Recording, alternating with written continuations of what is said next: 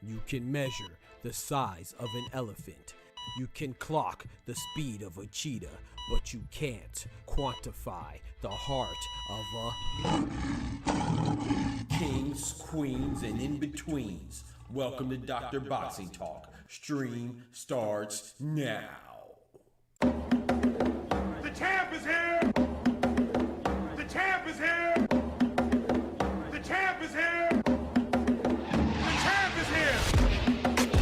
The champ is here! The champ is here! The champ is here! The champ is here! If I tell you I'm good, probably you will say I'm boasting. If I tell you I'm no good, you know one line.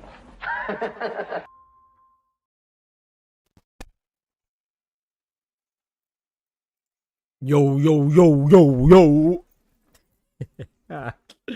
We are here in the building. Tell me how you feeling, ladies and gentlemen, boys and girls, homies and homettes, dude and dudettes, hermanos mi hermanas, ladies and lads, kings and queens, and everything in between. Y'all know what time it is. Doctors in the house.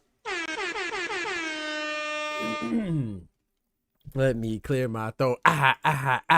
You feel me? We are here, man. We are here in the place to be. Rock with the DOC. You know what I'm talking about? We got some things to talk about today, man. We got some things to talk about. You know, we gonna talk about my boy Cinnamon. You know, and people still calling for this David Benavidez matchup, which I'm gonna dive into this once again. And you know, I always enjoy this talk because I just think it's crazy, you know. And then we also gonna talk about Jake Paul, you know. So we talking about both the faces of boxing, you know, Canelo, the real face of boxing, and Jake Paul, the faux face of boxing. I don't want to say, I don't mean that disrespectfully. I'm just saying, you know, he doesn't have a real traditional boxing career. You know, he doesn't fight other boxers. You know what I'm saying? So that's what I'm saying. But he's still a big name in the boxing landscape. You can't deny that. Why would you? You know what I'm saying? Actually embrace that. And then we also gonna talk about some potential matchups in the super middleweight division.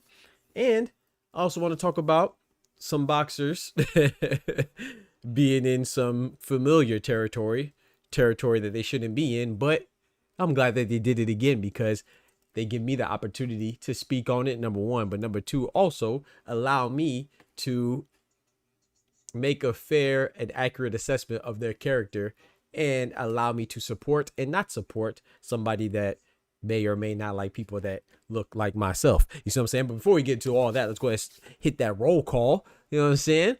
We got my brother Unity KD in the building. What's good, brethren? My guy Kendrick in the building. We got my brother mi hermano Cardinal, Oscar Perez in the building. All right. So before we get to those topics, after we do the roll call, you know, we got to do our thing. in our traditional thing, and that is to thank the Most High. So please join me and bow your heads if you indulge in the faith. If not, sit back, grab you a drink, have a Coke and a smile, or your favorite beverage of choice, and I'll be right back with you shortly. Dear Heavenly Father, Lord, we thank you for your blessings. Thank you for guiding us into this Monday, Lord. And I know a lot of times we are like almost taught by society to dread Mondays and not like Mondays and drag our feet on Mondays. No, Monday is just another day that ends with Y. And it's another day that we could choose to why not be happy. You know what I'm saying? Why not be happy? Why not be grateful? Why not be appreciative? Because every day that you give us is another day that we have an opportunity to pursue our dreams and be victorious. So our story is not written, not over, still being written. And it's just another day that we can continuously write and get better, and please, Lord, let us recognize the down times and the lessons we're supposed to learn from them, that and put towards future days and future victories, even if we're going through a down time or a losing time or a low time, let us be wise enough to recognize what we're supposed to acquire in this troubling situation, and apply it to a future victory. So we thank you, Lord, for your blessings. Thank you for wisdom. And if we don't have wisdom, please give us more wisdom and give us some wisdom and give us more wisdom and more peace and more love and more kindness. In Jesus' name. Amen. Amen. Amen. Amen. Shout out to my guy Oscar. He said, ho, ho, ho, ho's going wild for Jake and over critiquing Joshua, Alicia, and over praising Jake. And then come on now. My brother know exactly where I'm about to go with it, man. But first off, I want to start off though, don't forget to smack that like button. I don't feel like I should have to tell y'all that by now, but just in case I do, smack that like button for your boy. But I want to get to this, right? We know a lot of people that fought this weekend, quite a few, in England and in Nigeria, in Ghana, what I'm saying? Shout out to Craig Richards and Dan Aziz. I was in Ghana, right? Shout out to Lawrence Okoli. Well, not so much shout out to Lawrence Okoli because he fought Ebenezer Tete, right? What we doing? But shout out to them for fighting in Lagos, in Nigeria, what I'm saying? Tony Yoka as well.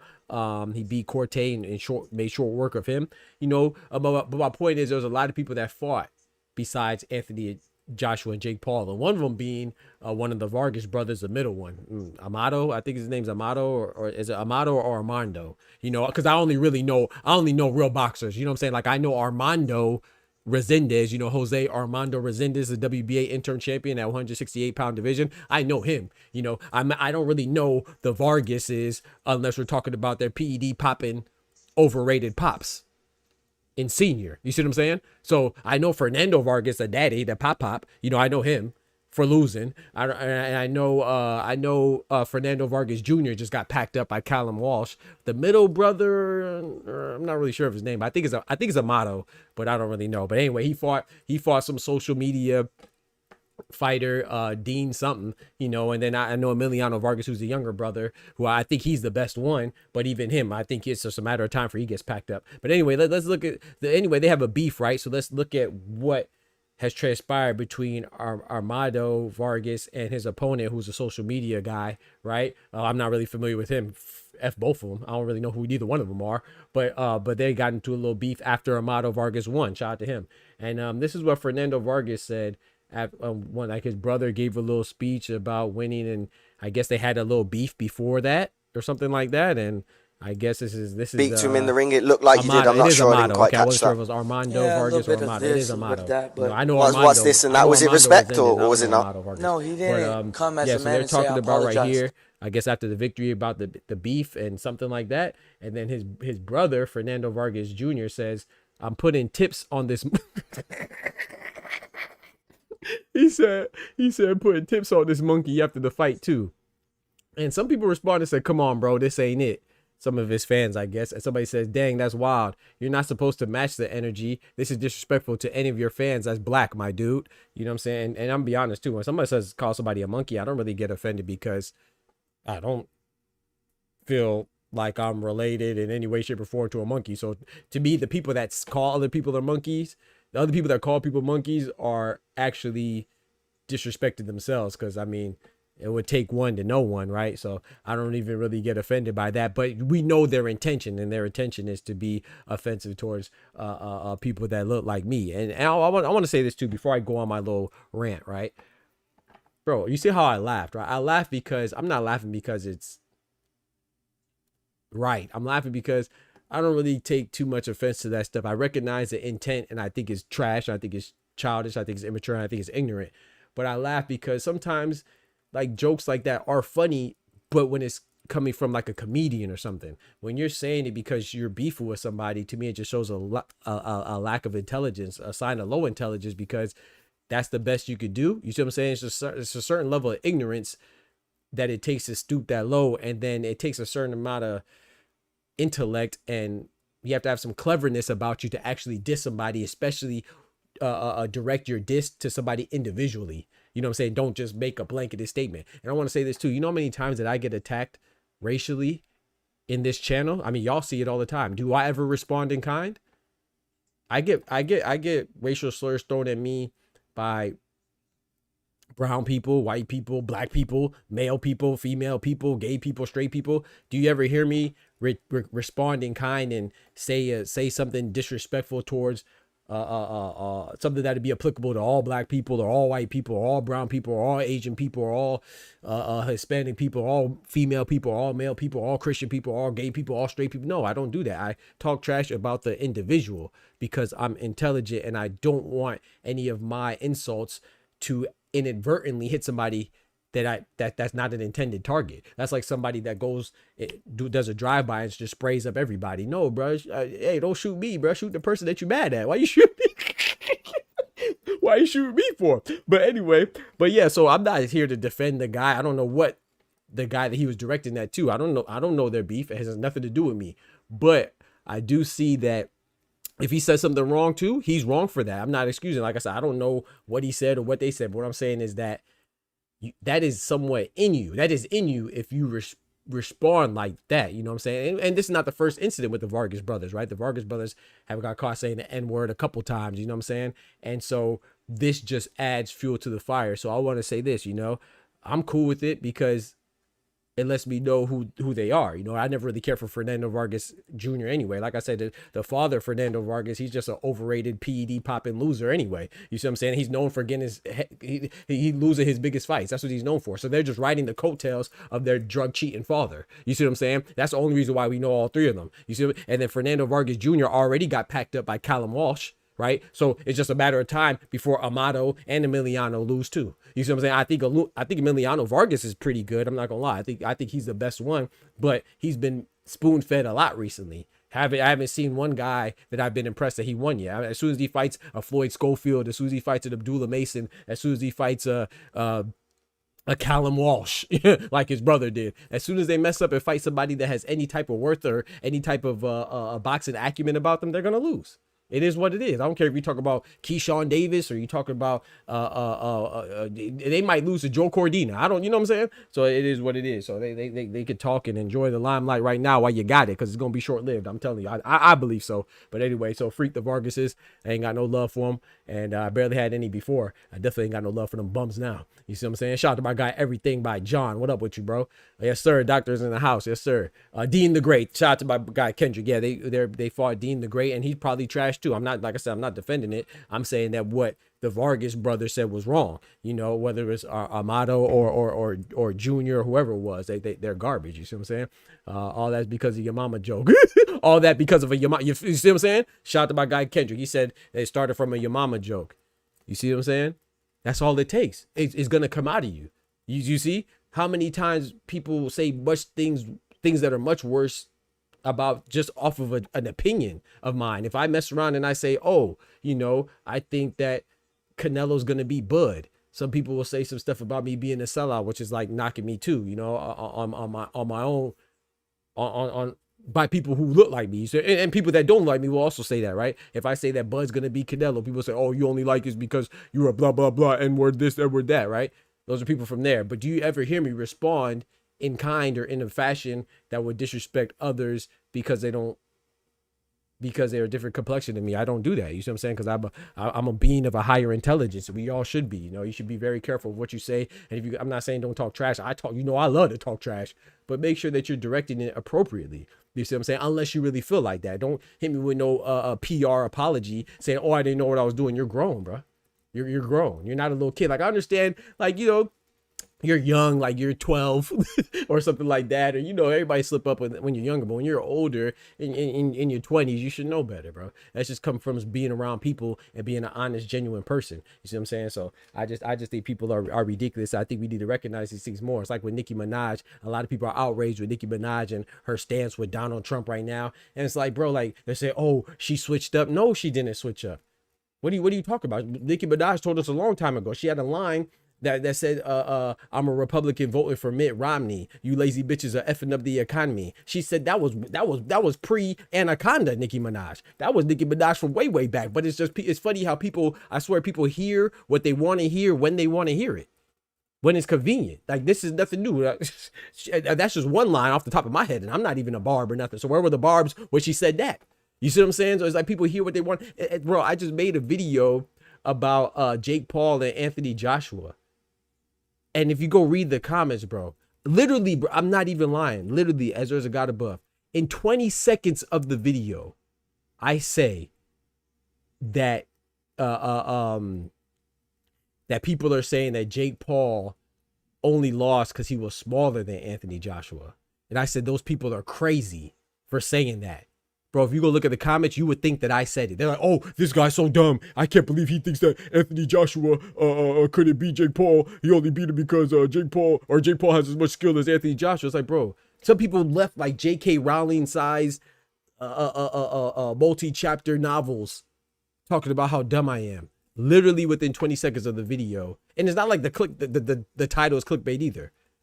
I literally put a question mark implying that somebody's saying it and I'm dispelling it. And the person that I talk about in the video is Nikisa, the business partner of Jake Paul. He said that he only lost because of his size. And I'm like, what? He didn't lose because of his size. And I literally say that in 20 seconds of the video. People wrote whole paragraphs not listening because they're a bunch of imbecilic buffoons, man. And these people are allowed to do things like vote. You see what I'm saying? So it's just like, yeah, it's just a whole bunch of ignorance, man, coming from the Vargas brothers and the majority of people on the internet in general. You see what I'm saying? So F them all. Shout out to Osmic. Osmic says, I'm not sold on the Vargas. Man, they trash. I ain't sold on them either. This is what I think about all three of them. Know your fucking place, trash. Emiliano Vargas is the best one. And he's still not good. Know your fucking place, trash. Shout out to my brother TSO Bodega Ty in the building. Ty said, not gonna lie, Dean made Vargas look ass, bro. And that's the thing. That's the thing. Like people are celebrating his victory. Like, you're supposed to win. Your brother, your father's a Hall of Famer, ain't he? Right? Your father's a Hall of Famer. All three of you guys are brothers that are fighting brothers. You're supposed to win. You're not supposed to celebrate. You're not supposed to have a rivalry with a guy that's a streamer or whatever. I really don't know him. Dean the Great. Shout out to Kendrick. You're not supposed to have a rivalry with that guy. Your rivalry is supposed to be with a guy like Keyshawn Davis. I thought we were supposed to see DB3 versus the Vargas brothers. I thought that was a thing. Oh, and then Vargas Jr. lost, right? Shout out to him. He got the most money he could. At least he lost on Riyadh season, so he cashed in on his loss. But no one thought. I would say this. I thought Fernando Vargas Jr. did better than what I thought. I picked Callum by stoppage. Okay, so he went the distance. So shout out to him. But he I never really seen him fight evasively like that. So he impressed me with his skills like that. But he didn't do a good job. If anything, I've said this. Go back and look at the video. I was more impressed with. I was less impressed with Fernando Vargas' performance. I was more disappointed in Callum Walsh's performance. I thought he was better than that. But yeah, I picked the right guy to win, but I thought he was going to win in more devastating fashion. So, like I said, I will say Emiliano. I think if any one of them is going to be promising, it'll be Emiliano. But who was he fighting? I don't think anybody outside of the size difference and maybe a couple more fights of experience, I don't think anybody would pick Emiliano Vargas to beat Zaquin Moses or Kermel Moton, to be honest with you. So yeah, he's just getting that. That's the definition of a top rank diet. He's on that Edgar Berlanga diet for top rank. You see what I'm saying? So but yeah, so F the Vargas brothers, they trash. Just like they PED popping overrated daddy, they trash too. You see what I'm saying? But yeah, let's keep it going, man. I just want to tackle that real quick, and we're gonna get to the next topic. No, let's go to the next topic. Let's transition right now, man. We're gonna transition right now. We ain't gonna go to what the WBO ordered. We're gonna get to that later. I want to switch up and talk about my guy. You feel me? My guy, Cinnamon, man. Like, we still doing this, man. We still doing this, Ty. Like Kendrick, we still doing this. Czar, what's good? Czar, shout out to my guy Czar in the building, big member in the building. We still doing this, man. Like, is this really still a thing, bro? Like, we still talking about Canelo Alvarez fighting David Benavidez, man. Like, it's so crazy. You know, shout out to my brother Oscar, man, Oscar Perez. He mentioned Inoue, and that's exactly where I'm going to go. That's why we be here. Because I pride myself on many things. But one of the many things I pride myself on is being fair. You feel me? Being fair, being consistent, being objective, and just loving the sport of boxing, man. And I like David Benavidez. He's actually one of my favorite fighters to watch. You know I love that, bro. He's a good fighter. He fights everybody, wants all the smoke. But David Benavidez fights at light heavyweight, man. And people saying that he looked like he was weight drained at light heavyweight, man. And then they're saying that dependent on Zurdo Ramirez, if he does fight Safar, because that fight is in limbo because Robert Safar was injured. So he may or may not fight him. But if he doesn't fight him, it's already set in stone that he'll be fighting David Benavidez. And Gilberto Zurdo Ramirez is not moving down, Hunty. He's not moving down, Hunty. David Benavidez will be moving up, meaning that he'll be going up to cruiserweight. Another division further away from super middleweight, where Canelo resides at. The same division that a lot of people say that, oh, Canelo looks like he might be too small for 168. So David Benavidez's next fight is against the cruiserweight Mexican unified champion, WBO, WBA, Zurdo Ramirez. And we're still talking about Canelo fighting David Benavidez. Like, what do we like? Why do we have weight divisions, man? But this is the thing, and you know I like Naya in a way too. People think I don't just because I'm fair with my critiques. Where's the people saying that Inoue should fight Gervonta Tank Davis? And I'm one of them, right? I say, hey man, Gervonta and Inoue should not fight. You always hear me say that. And Tank's one of my favorite fighters. I think Tank will smoke Inoue, but I don't think that's fair because Tank fights at 135. But if you're gonna tell me that Cinnamon needs to fight David Benavidez, who's about to fight at 200. And Canelo fights at 168 and he just lost to a guy moving up and you wanted to fight a guy even bigger than that in Terrence Bud Crawford. Like, come on, dog. Like, if Canelo could fight Benavidez, Inoue could fight Gervonta Tank Davis. 168 to 200. Come on now, you good with math. That's 32 pounds now. That's 32 pounds, right? Right, chat? That's 32 pounds, right? Inoue at 122 to 135, where Gervonta Tank Davis is at, that's 13 pounds, man. That's 13 pounds, man. So if Canelo could go up 32 pounds, Inoue could go up 13, less than half. Yeah, less than half. Sorry, I said less than half. Over double the amount that Canelo has to overcome. You want Canelo to overcome double the weight that what Inoue would have to do to reach Gervonta Tank Davis. And if that's the case too, let's keep it fair. Then Gervonta Tank Davis should fight Jerron Boots Ennis. Why not? Why not? And Ben Whitaker should fight Ja Pataya. Why not? We don't care about weight classes. Bro, David Benavidez, I wanted David Benavidez versus Canelo. Y'all know me. I like Cinnamon's my favorite fighter, but I'm not one of those who don't want the best fights. I want Tank to fight Shakur. I wanted Beterbiev versus Bivol. I want Ja Pataya versus Zurdo. But I pay attention to boxing, so I understand why sometimes politics and some other things like the business side of boxing will prevent these fights from happening. But ideally, I wanted Cinnamon to fight David Benavidez at 168. Once he moved up to 175 and he fought Alexander Vazdik, then he fought David Morrell and he fought Anthony Yard. And every single one of those fights, people said, what? Oh, David Benavidez looked a little small, looked a little sunken in the face. Like, we looked a little weight drained, meaning that he could potentially move up.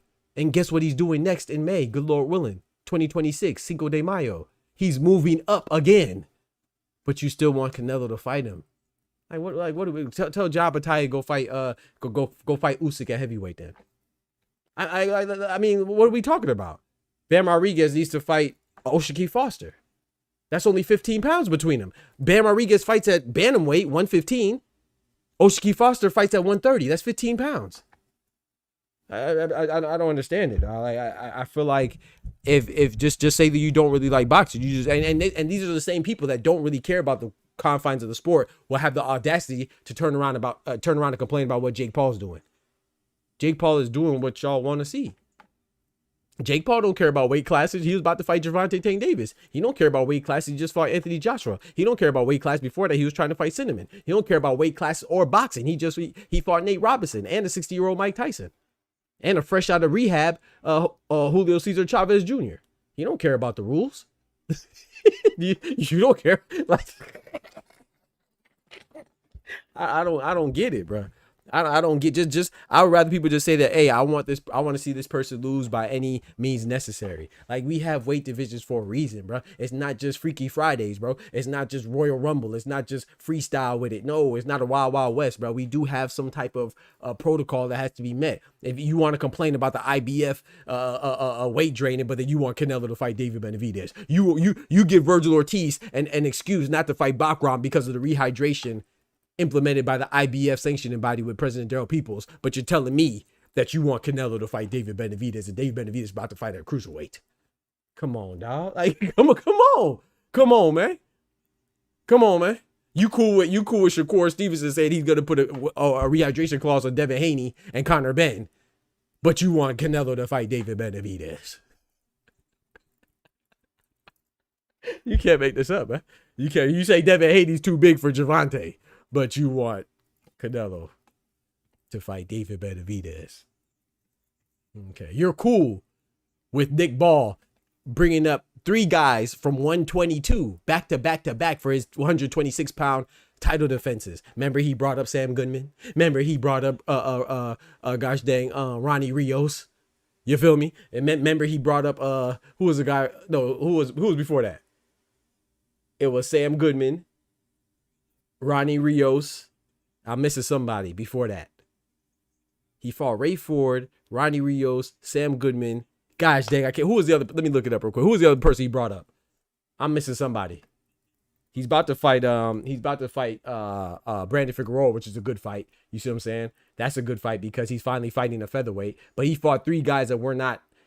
TJ Doheny. How did I forget about my guy TJ Doheny? Yeah. So he fought Doheny after being stopped at 122. So he fought a guy coming off of a stoppage at a weight class below, pulled him up, and that was a 126-pound WBA featherweight defense. Then he brought up Ronnie Rios, and then he brought up Sam Goodman.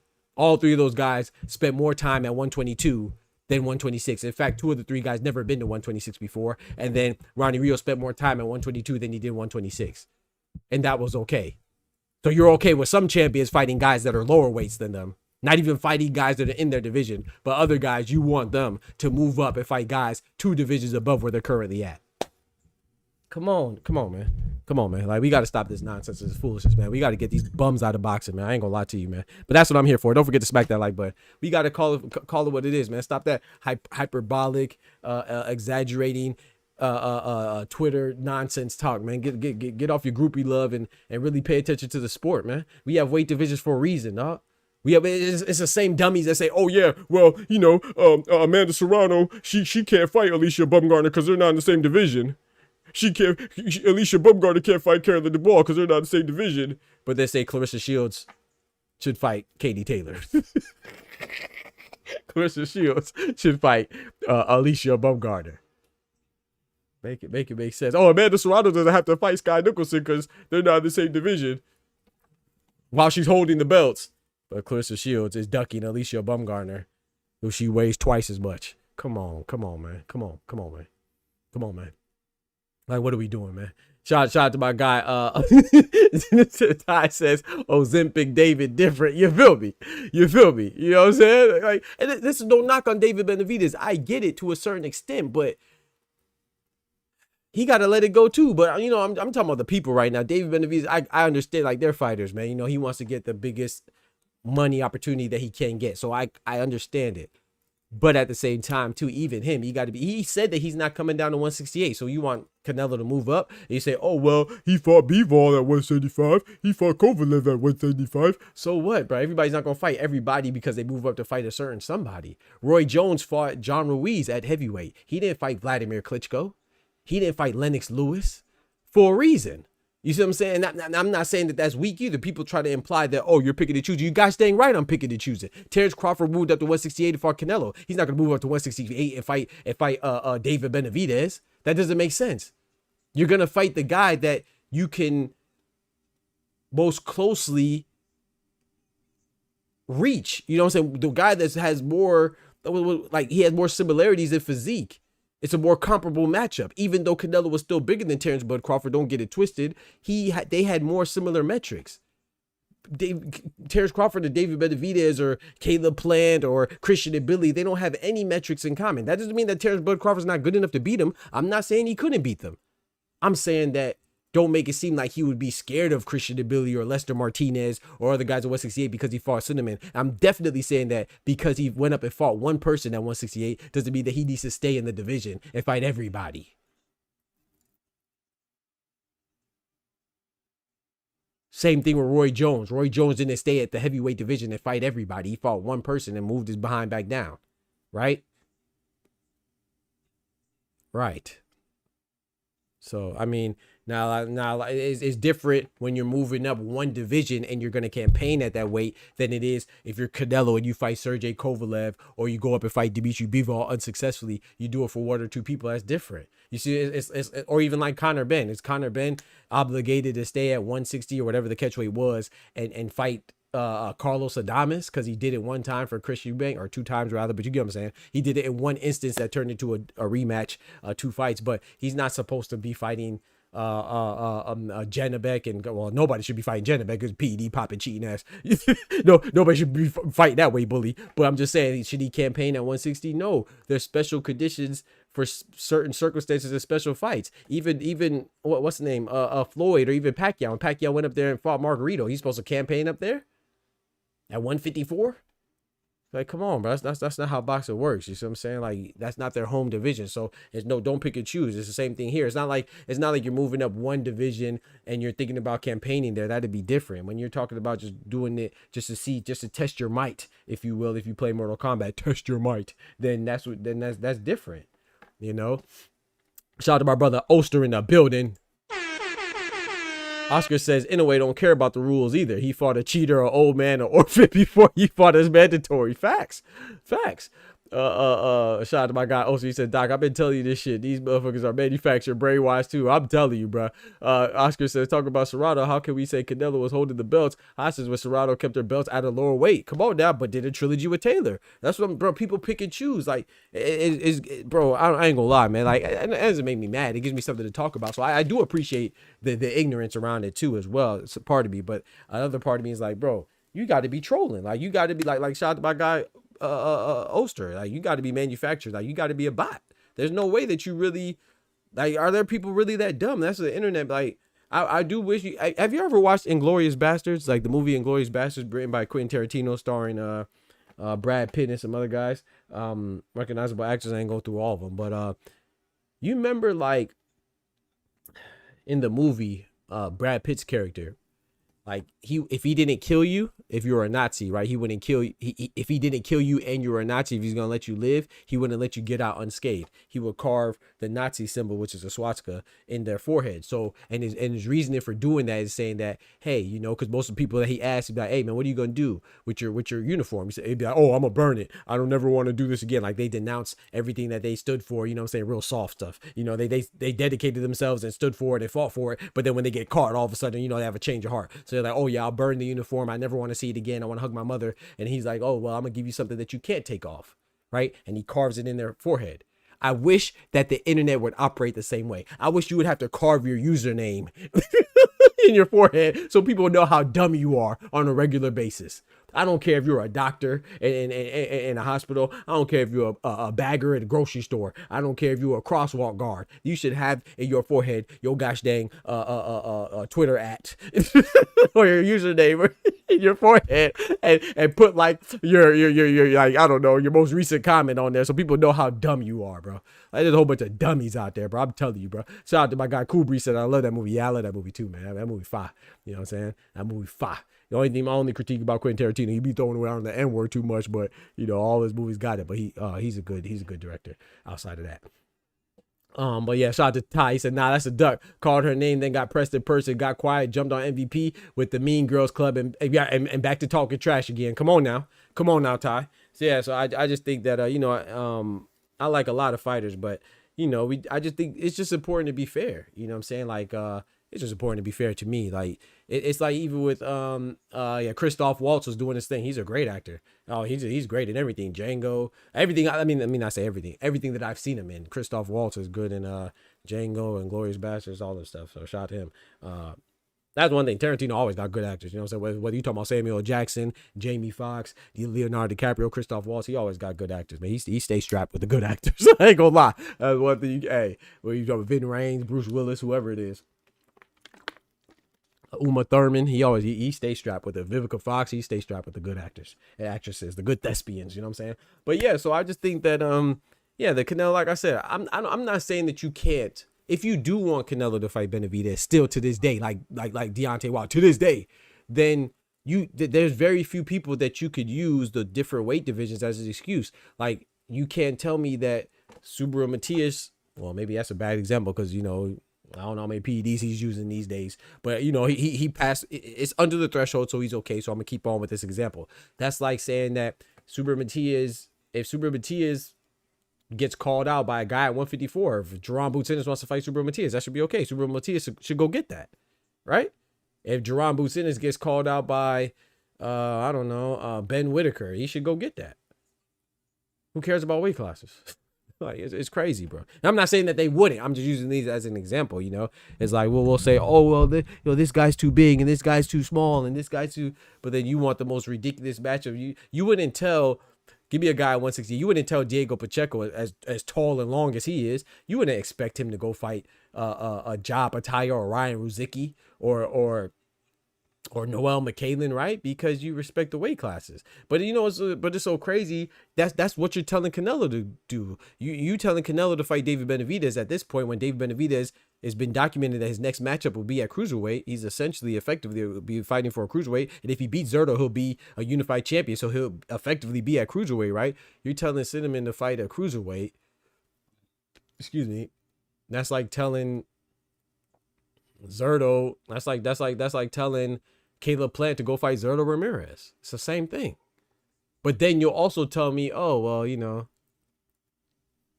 now he anyway doesn't have to fight Gervonta Tank Davis. Why? I mean, he should, right? He should fight Oshiki Foster too. They have a common opponent, Stephen Fulton, don't they? He should fight Oshiki Foster. But no, he's too big. And I agree. I don't think he should. I'm just playing, you know, to the dummies, if you will, you know. And it's so crazy too. I guarantee you that if Inoue does move up to 126, I guarantee you, listen, hear me, look at me when I say this now. If Inoue does move up to 126, which I don't think he has to, but if he does, I guarantee you he will not fight Rafael Espinosa. So for those of you that want to say, oh, well, Terrence Crawford was picking and choosing when he fought Canelo. Oh, well, you know, Roy Jones was picking and choosing when he fought John Ruiz. Oh, well, Canelo was picking and choosing when he fought Sergey Kovalev. I guarantee you, if Inoue moves up to 126, he will not fight Rafael Espinosa. He might fight Nick Ball. He might fight Angelo Leo. He might fight Bruce Shushu Carrington. He will not fight Rafael Espinosa. I guarantee it right. Bet your bottom dollar. How much you want to bet? I'll bet anybody in chat right now. 100. Anybody in chat right now. I guarantee you he will not fight Rafael Espinosa. So I want you to say that he's picking and choosing as well. Yeah, I'm not, like, once again, I don't think he should fight those guys. I don't think he has to move up to 126. I think he can do whatever he wants. He's well accomplished, undisputed. He's one of the best. He doesn't have to do anything. But if he does venture up to 126, I guarantee you, he might fight some featherweights. He won't fight Rafael Espinosa. I'll tell you that. I'll tell you that right now. The WBO champ, I guarantee he won't fight that. But yeah, man, so I just think it's ridiculous to expect Canelo to fight David Benavidez at this point. That's all I want to say. You know, I understand it. It's a fight that we missed, right? It's a fight that we wanted. I wanted it, but it's gone. You know what? Another fight that's probably gone too? Gervonta Tank Davis versus Devin Haney. It's probably gone. Gervonta, he might not even come back, but if he does, he's a champion at 135. Devin Haney's a WBO champion at 147. Gervonta's a 135 champion at WBA champion at 135. That's probably gone, bro. Sometimes it happens. Sometimes people are in divisions temporarily as they're growing or transitioning, and some people are fighting closer to their main, that they're comfortable. They're fighting the division that they're comfortable making, and they want to stay there long term. Everybody should not be expected to go up multiple divisions, just like everybody shouldn't be expected to be undisputed in every division, just like everybody should be expected to fight so many Hall of Famers like Floyd Mayweather did in their careers. Everybody has their own path, bro. It's not just one path to greatness. You could be great by going up and traversing multiple divisions, but you could also be great by staying in one division primarily like B-Hop did or like Triple G did. You could also be great without being undisputed, like Manny Pacquiao did, like Floyd Mayweather did. You could also be great by being undisputed and not fighting that many recognizable opponents, like Nye Inoue did, like Terrence Bud Crawford did, like Alexander Usyk did. So there's different ways to greatness, bro. There's not just one way to do it. So I don't think you're obligated to do what this person did just because they did it. And if you're going to keep that same energy, then literally and really, really, really wholeheartedly, genuinely keep that same energy. And if you're telling Canelo to fight David Benavidez, then now Inoue should go get Gervonta Tank Davis. Why not? Or anybody else at 135, Andy Cruz, or who else at 135? Abdullah Mason. Yeah, go get that. It came and went. Thank you. It came and went. It's gone. It's gone, bro. I would love it. Don't get me wrong. I would love, and I'm not saying I would love for Tank and Devin Haney to fight. But there's two divisions between them. They're no longer in the same division, bro. It is what it is. Some fights come and go for different reasons. Bud and Boots, that I wanted that fight too. It came and went, bro. It's okay. Boots wasn't ducking, Bud wasn't ducking. It came and went, bro. The fight that is here though, we need that Boots and Virgil though. You know what I'm talking about? We need that Boots and Virgil. We need Inoue and Nakatani though. You know, we need Benavidez and Bivol or Beterbiev though. That's what we need. I don't really care for it. I mean, like I said, if Canelo and Benavidez happened, I love it. But I'm saying it's not. There's so many other fights that are more realistic, you know, and make more sense. Like, I don't think Bam should fight Inoue right now either, and that's only 2 divisions and 7 pounds away. Bam is at 115, Inoue's at 122. That's only 7 pounds. You see what I'm saying? But I don't think Bam should fight Inoue right now. I think Bam should try to get undisputed at 115. He's only 1 belt away. But the people that say that is because they don't really watch boxing. So all they know is Canelo and Benavidez. All they know in the little weights is, oh, that Bam is little. Oh, Inoue's little. They should fight. That's all they know. They don't know that there's another champion down there with Bam Rodriguez and Wilibardo Garcia. They don't know that. And that's okay not to know that, but don't make it seem like these guys are ducking each other because you're not getting the exact matchup that you want when you want it, when you don't know the logistics of it. You're oblivious to the divisions, bro. Like, and if Devin Haney doesn't fight, I'm gonna be honest too, you know, and I'm not trying to hide Devin Haney, but first of all, I don't think he should entertain that stupid behind Ryan Garcia rematch anyway. But I don't really consider Conor Benn a 147 guy. I think he's more appropriately a 154, to be honest. But if that fight happened, that's cool. But I don't think that if that fight did happen and one of them had a catch weight, or it had to happen at a catch weight, or if anybody puts a catch weight on Conor Benn, I don't think that they're weak for it. I mean, Conor Benn is a big guy. You know, everybody he's targeting is smaller than him. He either goes for a guy that's too big and Chris Eubank just because of the family rivalry. I get that. I give him a pass for that. But everybody else he's targeting, Shakur Stevenson, maybe him and Devin Haney may be the same size relatively, but Gervonta Tank Davis, maybe him and Mario Barrios are comparable in size, but a lot of guys that Conor Benn targets are smaller than him. It's smaller than him, man. So, but yeah, he says, shout out to my guy Ty. He says, or fighting in the division that's most advantageous to them, right? And I want to be very clear too. I'm not even saying that from a David Benavidez as a weight bullying standpoint, or Devin Haney, or whoever else. Or I'm just saying that because as long as you make weight, I'm cool. So to me, Devin Haney's not. He does use weight to his advantage, but he's not really a weight bully because he makes weight. You see what I'm saying? And then, hey, whatever sanctioning body they fight under, you gotta adhere to the rules of that thing. But if you make weight, then it's hard to say that you're a weight bully in a negative connotation. But a lot of people use the size to their advantage, and some people obviously use the rehydration clauses to their advantage as well. You could drain somebody too, but at the same time, it's kind of hard to say you don't like rehydration clauses on one hand, but then you call people weight bullies on the other hand when they're there to balance each other out. You know what I'm saying? The rehydration clauses are there to prevent people from weight bullying.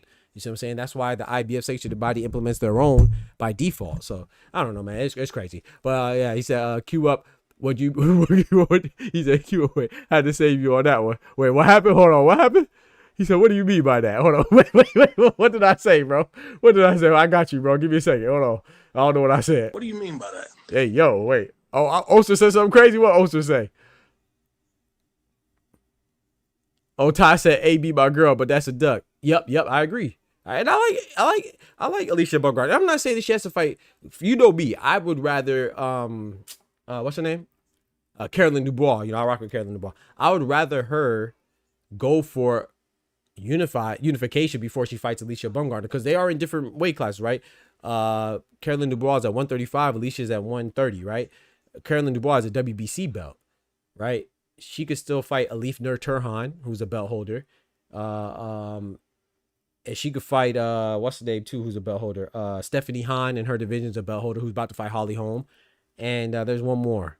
I'm missing somebody. Stephanie Han, Alif Nur Turhan, and Terry Harper. Terry Harper's actually her countrywoman, right? Who's also a belt holder. So I'd rather her fight Terry Harper before fighting Alicia Bumgarner. Alif Nur Turhan, who just knocked out Beatrice Fiera, who has a belt. I believe she has an IBF belt. And then Stephanie Han, who's about to fight Holly Holmes. I'd rather her fight the winner of that, because I'd much rather people become dominant in their division before they talk about going outside of their division. She's not even the best of her division. Like, I think she's the best. Well, I think she's very good. I think that there's a lot. All four of those women are good. You know, I think Stephanie Han's the worst, to be honest. It's not just because she's the police, but I think she actually lost her last fight, to be honest. But anyway, I think Holly Holm's going to beat her too. But I might think Carolyn Dubois may be the best, or she may be my favorite, but Terry Harper has a belt too. They all have one piece of the hardware. So it's hard to, if you don't distinguish yourself as the best, then how can I really call you the best definitively? I can tell you who I have a preference for, but to say who's the best, I mean, there's 4 different belt holders in that division. So I would prefer her to at least be unified before she talks about fighting Alicia Bumgarner, who was undisputed until she gave up her WBC belt to have the 12 3-minute rounds. You know what I'm saying? So that's just my preference on how. I think there still should be some type of order to things, but hey, it's boxing. You can do whatever you want, I guess. But yeah. Yep. So he says, Oster, that was nasty word. Well, Oster, he said those dang typos. He said, wait, who booty hunting? Wait, hey, yo, hold on. Wait, what? Booty hunting? What do you mean by that? Booty hunting. Yo. He says, nah, if you need a weight stipulation, then you should not be fighting that person time in and time out. We see fighters throughout history only use them to cripple or gain competitive advantage. Yeah, and vice versa too. Like I said, I'm not, well, me and you have a different stance on that, and I love it because me and you, we see eye to eye a lot. So I like when we don't see eye to eye on certain things, because it, you know what I'm saying? Like some of y'all, like Oscar, Ty, Oster, and Kendrick, and y'all challenge me to keep my gears going, so I need that, you know what I'm saying? And then y'all open my eyes certain things, and I got to give y'all rebuttals that make sense. So no, I think that I'm perfectly fine with rehydration clauses, because at the end of the day, I think that you're fighting in a weight class that you shouldn't be in. If I have to put that on you, you know, that means that you're probably weight bullying. Now I will say this. They can be used to their advantage as well, though. Let's say like you do have like a special case, like you're saying, like for example, Manny Pacquiao and Oscar De La Hoya. That was like a special case. Oscar De La Hoya was clearly weight drained, but that was his choice. You see what I'm saying? Or like you say, Gervonta Tank Davis or Frank Martin. I didn't think Frank Martin needed a weight. I think he had a rehydration clause on him too. I'm not sure, but obviously what happened with Frank Martin after that? After he lost to Gervonta Tank Davis, I didn't really care for that rehydration clause. But what did he do? He moved up. So it's clearly showing you that some of these guys are really also using their excessive weight to their advantage as well. So like I said, I personally believe, I know you don't agree with this either, but I personally believe that all the sanctioning bodies should have a rehydration clause automatically implemented, you know, to where they can't pass a certain threshold, in my personal opinion. Shout out to Joaquin in the building. What's good, bro? Michael Tran says, what did he say? He said Jake Paul fights all acting. I don't think they're acting, but he said AJ could knock him out in first seconds if he wanted to. Of course he could have. Let me see if I kind of recognize your name, Michael Chan. Let me see. Are you one of the? Let me. I don't like to accuse people, but if you are, oh man, thank you for coming to the channel so I can address your goofy ass appropriately. I don't know if it's you though, but so let me go look because I don't like making assumptions, but I want to see if you're one of the goofballs that let me see. Let me pull up the comments. Let me go to the video, you know, let me check out the video and see these comments and see if you one of them goofballs. So I could go on your head top right now. I don't know if it's you, so I'm trying to be patient. I don't like to assume, you know. I don't like to assume. Michael Trent is a very common name. Michael is a very, very common name. Michael Jordan, Michael Jackson. You know what I'm saying? Michael Spinks. Keep it boxing. Yeah, okay, it wasn't you. It was shout out to you, Michael. Shout out to you. It wasn't you. Okay, it was a call. I think I recognize your name. Shout out to you though, Michael Trent. Hey, see, you see, that's why I'm careful. I don't like to assume. You assume you make an ass out of you and me, more so you. You know what I'm talking about? So I don't want to do that. So shout out to Michael Trent. But no, I don't think Jake Paul's fights are. I think Jake Paul's fights are. I don't think they're fake. I think they're. I think Jake Paul's fights are bullcrap, but I don't think they're fake. I think that I mean, like, I'm gonna be honest, Michael. Like, you let me know what you think, Mr. Tran. You don't think that Jake Paul could beat a 60-year-old Mike Tyson? I don't care if it was 60. Bro, you're 60. You're 60. 60 doesn't mean that you're old in life. I mean, you're getting up there, but we're talking about competitive sports. It's phenomenal that Diana Taurasi was 40 and just retired. It's phenomenal that LeBron is 40. Doing what he's doing, 41 approaching, right? It's phenomenal that Tom Brady is in his 40s doing what he's doing, right? That's not the norm. It's phenomenal that Terrence Bud Crawford's 38 and Usyk is 37. So when you get into your 40s, we're like, oh, wow, you know, you're going to naturally decline and be less athletic, less muscular, whatever it is, have less strength. But when you're 60, a lot of people think that Jake Paul and Mike Tyson was scripted. Why? He's 60. A week before the fight, he have like a ruptured disc, like he had a hernia in the middle of the airport while chilling. He was chilling in the middle of the airport waiting for his flight and it's not funny. God forget, it's not funny. Shout out to Mike Tyson. He's a legend. He's an iconic boxer, but he's 60. Jake Paul is literally 30 years younger than him. Literally, not figuratively. I'm not exaggerating. He's literally 30 years his junior. Why wouldn't he be able to beat him? All he has to do is wait till he tires himself out, similar to what AJ did against Jake Paul. So Jake Paul, before he beat Mike Tyson, I don't remember if it was before or after, he fought Julio Cesar Chavez Jr. Julio Cesar Chavez Jr. was fresh out of rehab, literally. And then when he lost to Jake Paul, he went back to rehab.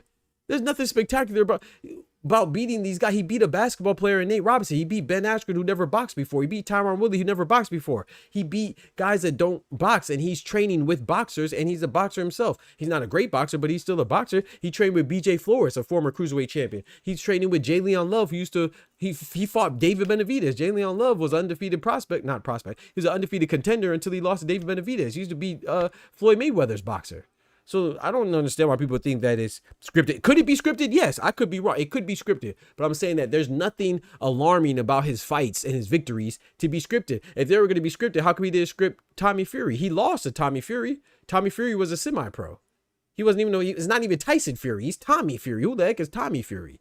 No disrespect to Tommy Fury, but I'm saying that he lost to Tommy Fury. So we're not talking about a guy that's undefeated. It's just that people don't really know much. So when he beats a guy like Mike Perry, they think that, oh, he beat Mike Perry, so he should be able to beat Anthony Joshua. Anthony Joshua is a gold medal Olympian, former unified champion, world title holder. You see what I'm saying? So Jake Paul, I don't think he's good, but he's definitely not. I don't think it's scripted.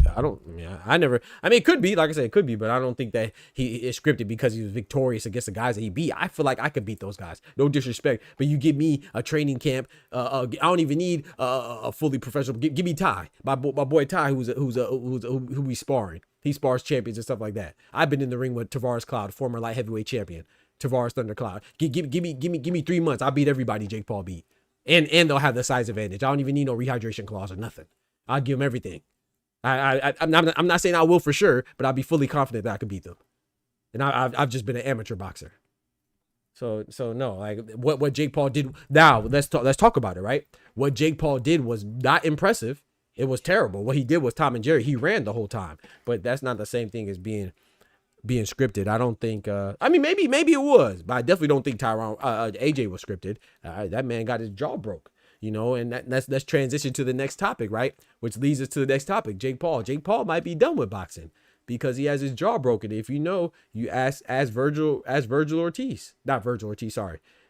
Ortiz, Victor Vicious Ortiz, he had his jaw broken and he ain't really been the same, right? Remember his jaw was broken by Josecito Lopez and he ain't really been the same, and that's a world level boxer, Victor Vicious Ortiz, he's been in there with Floyd Mayweather and the likes of those. So You break your jaw, he broke it in 2 places, he might be done.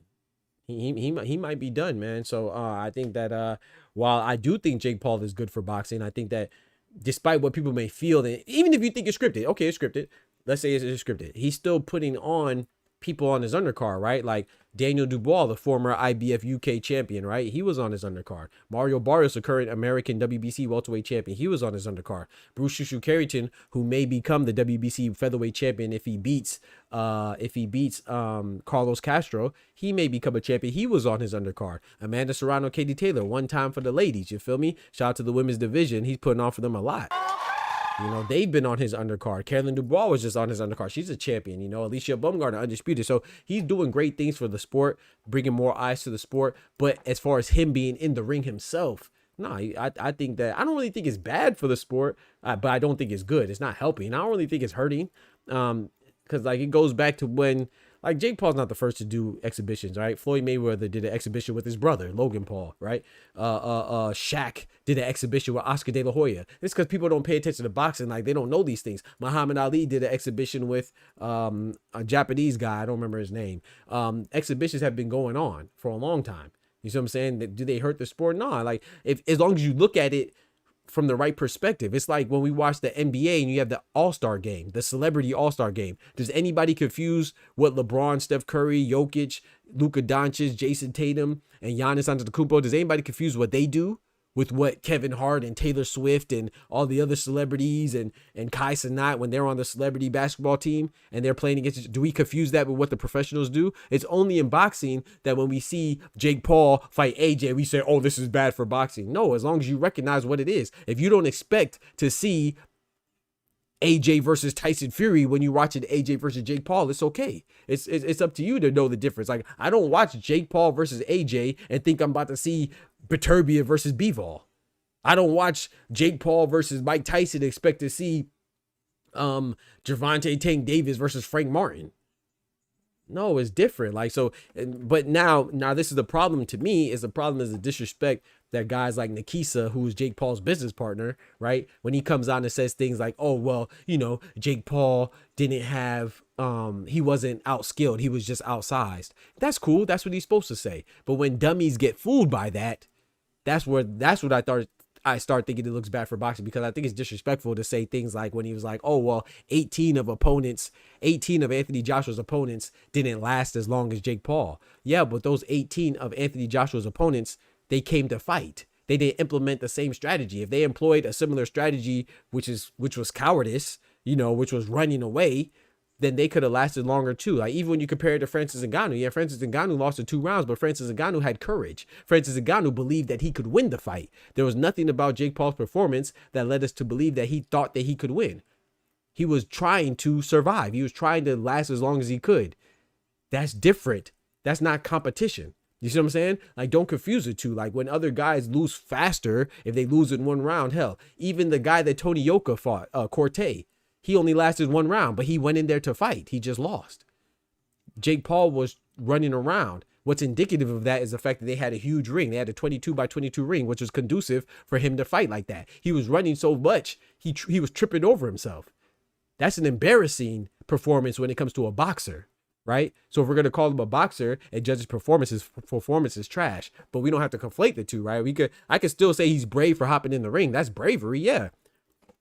I give him props for that. You know, he made a lot of money. Shout out to him. I still give him props for hopping in the ring. Anybody hops in the ring, mano y mano or mano y mano or womano y womano, I give you credit for being brave. But I still have to judge your performance. His action of stepping in the ring was brave. His performance while he was in the ring was cowardly. These are facts. He said, Cool Breeze said, thought Shaq had to fight with Shea. Oh, he probably had to fight with Shea Mosley too. I don't remember that one. I could pull up the one where he fought against Oscar De La Hoya. It was on that pros. I think it was on that pros versus Joe's, if my memory serves me correctly. Cool Breeze. He might have fought Oscar. I know Sugar Shane Mosley fought Kevin Hart. I don't know about Shaq fighting Sugar Shane. But you could be right. I don't know. But I know for a fact Shaq fought Oscar De La Hoya. Maybe he fought what's his name too. I'll pull it up and show you right now. Well, Oscar De La Hoya fighting Shaq. You could be right. Maybe what's the name fought maybe Shaq fought Sugar Shane as well. But he definitely fought Oscar De La Hoya. I remember Sugar Shane Mosley fighting Kevin Hart.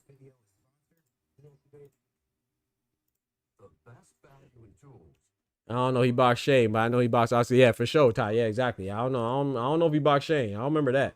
I remember the De La Hoya one. Yo, this thing has more commercials than a little bit. But yeah, yeah, I just think that I think Jake Paul could be done with boxing. But I don't think like I said, it's the way that Jake Paul is received. Bro, I literally click on everything and it goes to another ad. This is insane. Yo, this is insane, bro. I literally clicked 4 times and it gave me 4 ads. Wow. Yeah, they wildin'. Hopefully I don't get what a call for this. Copyright for showing this. Now here you go right here. So this is Shaq. This is Oscar De La Hoya. No one confuses that with, you know what I'm saying? So that's Shaq and Oscar right there. So I don't know if he fought Sugar Shane, but I know he fought Oscar. But anyway, my point is that exhibitions aren't. I don't think that they're too bad as long as you recognize them for what they are. Don't disrespect the fighters and say, oh yeah, well Jake Paul lasted longer than, I don't know, Francis Ngannou. So Jake Paul is better than Francis Ngannou. No, it doesn't work like that. Francis Ngannou actually fought. Jake Paul went in there and ran. Nothing admirable about Jake Paul's performance. You could get knocked out and still have an admirable performance. And we could be like, oh yeah, man, at least you had heart. You went in there to fight. Jake Paul didn't show any heart. He was hugging the man's knees more than not. You know what I'm saying? It was starting to look like a softcore porn. How much time he had his head at his waist. Am I lying or not? You know what I'm saying? He was running, tripping over himself, tackling. He probably threw more takedowns than he threw punches. It was embarrassing if we're talking about performance. But so yeah, man. Ty says, let me jump in the corner for Dr. Boxing Talk versus Tyron Woodley. You feel me? Shout out to you, bro. Facts. I bet you. Bing, bing, bing, bing. And that's no disrespect to Tyron Woodley, but I mean, I watched that fight with Anderson Silva, man. He ain't trying to fight, man. So, you know, it is what it is. So it depends on how much you are impressed by these things. Like, I'm not impressed by any of Jake Paul's victories. I think that Jake Paul has great business acumen. You could applaud some of the things he's doing, but if you're applauding him as a boxer, then I kind of feel like that's more your fault than his. You're allowing yourself to be duped, you know. And I'm gonna give you another example. It's like Floyd Mayweather versus Conor McGregor. Remember when he fought Conor, and everybody was like, oh yeah, not everybody, but a lot of people bet that Conor was remember a lot of people were betting that Conor could beat Floyd. So wait, you're telling me that a guy in Conor McGregor who never boxed before, he fought in MMA, but he never boxed in the boxing ring, you think Conor McGregor will beat Floyd. But you already saw that Manny Pacquiao, who's a Hall of Famer, couldn't beat Floyd. You saw Sugar Shane Mosley, who's a Hall of Famer, couldn't beat Floyd. Juan Manuel Marquez, Hall of Famer. Oscar De La Hoya, Hall of Famer. Ricky Hitman Hatton, rest in peace, Hall of Famer. Miguel Cotto, Hall of Famer. Zab Judah, Hall of Famer. Is Zab Judah Hall of Famer? He should be. Yeah, Zab Judah, Hall of Famer. All these boxing Hall of Famers that Floyd beat. Rest in peace, Diego Corrales. I can keep going. Even Marcos Maidana, not a Hall of Famer, but he's a better fighter than Conor McGregor. So he'll beat all these guys that he beat and been a champion so many times in boxing, face of boxing. Those boxers wouldn't beat Floyd Mayweather. Andre Berto, they wouldn't beat Floyd Mayweather. Roberto Guerrero wouldn't beat Floyd Mayweather, but Conor McGregor will. You know how many people lost money betting on Conor McGregor is because people don't really have common sense. They romanticize things. So, like I said, even if Jake Paul would have beat AJ, there was only one right bet. The only correct bet was to bet on AJ. Even if something freakish happened, it's not that those people are smart. It's just that the most outlandish, outrageous, low chance thing transpired. Sometimes crazy things happen, but don't make it seem like, oh, even if sometimes you win a bet that just didn't make sense. You just happen to be right. You're not smart if you bet on Jake Paul. In fact, you're dumb. Regardless if you win. Whether you win or lose the bet, even if you win the bet, you're still dumb. It is what it is, because that doesn't make sense for Anthony Joshua to beat Vladimir Klitschko and you think that Jake Paul is going to beat him. A guy who's never been in his weight class, never even beat a real boxer. He literally lost. The closest thing he fought to a real boxer was Tommy Fury, and he lost. So there are some dumb bets, and Jake Paul, bet on Jake Paul. Now, it made sense for somebody who wants to get the most return. Like if you want to just be wild and get a big return, yeah, I get it. Take a chance. Why not? It might be worth the chance, but it's never the smart bet. Oscar Perez says IBF also most disrespected organization. Yeah. Yeah, but they got to tighten up too, because sometimes they be slipping a little bit too, especially in the past. You know, in the past they kind of messed up a little bit, but you know, I would say most recently IBF is they stick to the rules the most. Where's Oster at? What happened with Oster? Oster said, "Everybody, sorry if y'all don't know. However, Terrence Bud Crawford is retired." Oh, I'm asleep. He said, what he said? He said Bumlanga versus Resendez is trash. Not Resendez, but the sanctioning body, the IBF. Yeah, I agree. So yeah, man. So there's a lot of people that do some crazy stuff that we don't complain about, that we do complain about in others. So I don't know, man. But this is gonna be a rather short show, man. I'm gonna open up the phone lines if anybody wants to call in for a little bit. It's gonna be a short little show. You feel me? But I just want to talk about some things, man. We just gotta hold each other accountable, bro. Like, I don't know. I don't think there's any place for any type of hatred like that, you know, to demonstrated by the. I'm not, and I will say this, not just coming from the Vargas brothers either. I'm talking about anybody saying that type of nonsense, man. We got to hold people accountable, man. Like, but I just thought that was uncalled for, you know. But like I said, spoiled brats act like that, you know. So yeah, we talked about the Vargas brothers and their racism. We talked about Jake Paul getting his jaw broken. He might be done with boxing. I don't know, man. Jake, like, don't be wrong. I think Jake Paul could come back, and I'm gonna be honest. I will say this too. I'm gonna be honest, and some of y'all might disagree. If Jake Paul fights a cruiserweight where he was ranked by Gilberto Mendoza in the WBA, which didn't make any sense, but let's say he does fight at cruiserweight, which I don't think he will, but let's say he really does and fights legitimate boxers, I think he has a pretty good chance. And when I say chance, I'm talking about has a good shot of putting on a good showing for himself, like where it'll be competitive. I think he would lose, but let's say, like, if, of course he'll lose to Ja Pataya, Zerd, or Ramirez. We know that. But will he lose to Noel McCain? I think so. He's a WBC champion. He represents the WBC champion out of Armenia. I think Noel McCain would beat Jake Paul too. But I don't think he would slaughter Jake Paul like AJ did, right? What about Ryan Rozicki, who fights out of Canada? I think Ryan Rozicki would beat Jake Paul too, but I don't think he would slaughter him like Jake Paul, like AJ did. I think he would win, of course. Like, he might stop him. But let's say Jake Paul fought Ja Pataya's last opponent, Hussein Sankara. Jake Paul might mess around and beat Hussein Sankara. Matter of fact, Ja Pataya's last couple opponents, he might mess around and beat. Jake Paul might beat Claudio Squayo. I don't think Jake Paul would beat David Naika. No, David Naika is a former Olympian. I think David Naika would beat Jake Paul. But Jake Paul might beat Claudio Squayo. I'm telling you. He might beat Claudio Squayo. Hussein Sankara, who's also 40, I think that'd be a good matchup. I would lean towards Sankara, but that's a good fight. So if he really fought in the cruiserweight, I think he has a chance. But once again, it goes back to his jaw, man. Like, your jaw's broken like that. I mean, it might get snapped easier next time. You see what I'm saying? It might get snapped easier next time. AJ did a number on his jawbone. Pause. AJ went to work on his jaws. Pause. No, did he? Yeah, we're gonna pause that. But yeah, man. So I think Jake Paul could be done. But before I open up the phone lines, I did want to talk about one more fight. That's in the super middleweight division. Shout out to Oscar. You just remind me of that. We're going to talk about the Berlanga, though. I made a little clip about it. I talked about this 3 months ago, chat.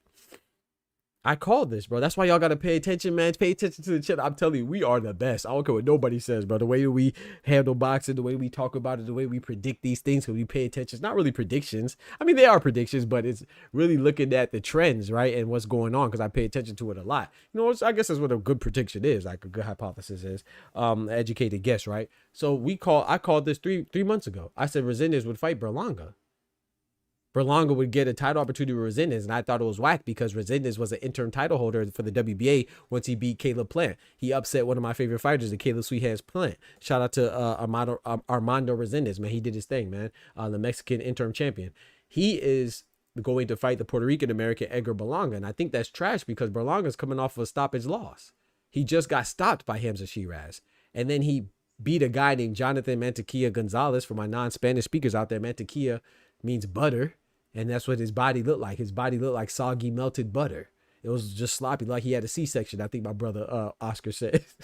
So you don't get no credit for beating him. And then before that, he lost to Cinnamon. There's no shame in losing to Cinnamon. Cinnamon, I think, is one of the best boxers, all-time great, and he's still the face of boxing in my personal opinion. I think that losing to Cinnamon, no shame in that. But you can't lose to Cinnamon, have a bounce back against a guy we never heard of, and then get slaughtered by Hamza Shiraz, and then walk into another title shot with Armando Resendez. So I'd much rather Caleb Plant get a rematch with Resendez and get a title opportunity because, you know, Terrence Crawford retired, right? So shout out to Oster.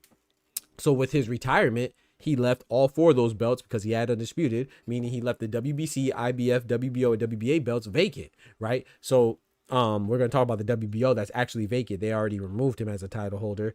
So did the WBC, but the WBA, they're poised to elevate the interim champion. But instead, they're going to make him fight Edgar Berlanga. But either way, even if they elevate him before he fights Edgar Berlanga, or he has to defend his belt against Edgar Berlanga, the point is that Edgar Berlanga is getting another title shot for what? And I like Edgar Berlanga. Y'all know I rock with Edgar Berlanga. I really rock with Edgar Berlanga. You know I like Edgar Berlanga, but I like boxing more than any one boxer, and I think that's just ruining the sanctity and the purity and the integrity of the sport, man. It's diminishing it by crazy amounts.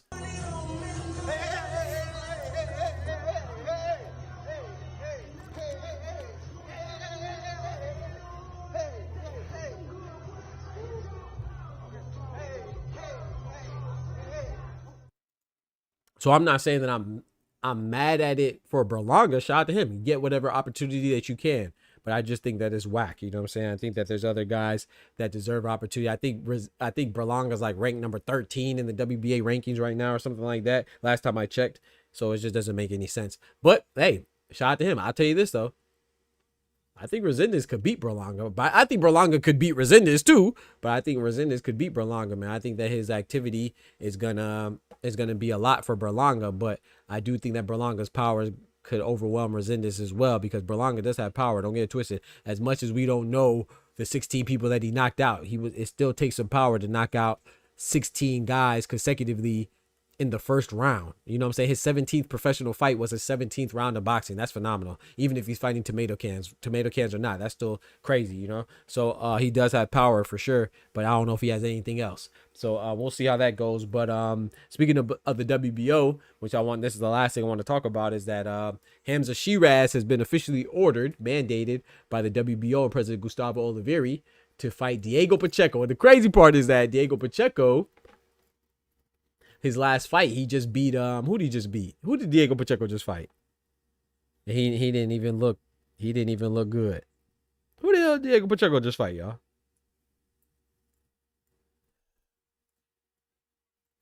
Kevin Lee Sejo, right? Kevin Lee Sejo, and he got dropped one time. I don't mind that. He won the fight, but he did not look impressive, right? He fought the undefeated Cameroonian Frenchman, Kevin Lee Sejo, and the American Diego Pacheco came out on top, but he didn't look good at all. But I will say this. I think that him versus Shiraz is a 50-50 fight. The reason why I say that is because while I do think that Shiraz has a better win, right? His win with Edgar Berlanga is the most recognizable. From a personnel standpoint, he has the best win, but Diego Pacheco has a better body of work.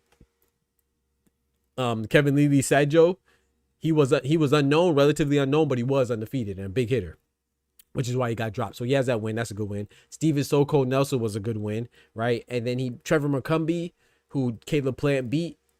I thought that was a performance of the year candidate too. Caleb Plant was getting roughed up, and then he switched it up on him and won. That was impressive. But Diego Pacheco did not look impressive against Trevor McCumbee. He also beat Masij Sulecki, who's a veteran. He looked impressive in that win, and he beat another undefeated guy, Sean McComb. No, Sean McCowan. Excuse me. Sean McComb is a guy that fights at 140 from Ireland. Sean McCowan is a guy from Colorado, and he beat him. So that was a good win. But, you know, none of those guys are recognizable like Edgar Berlanga. But I will say this, though.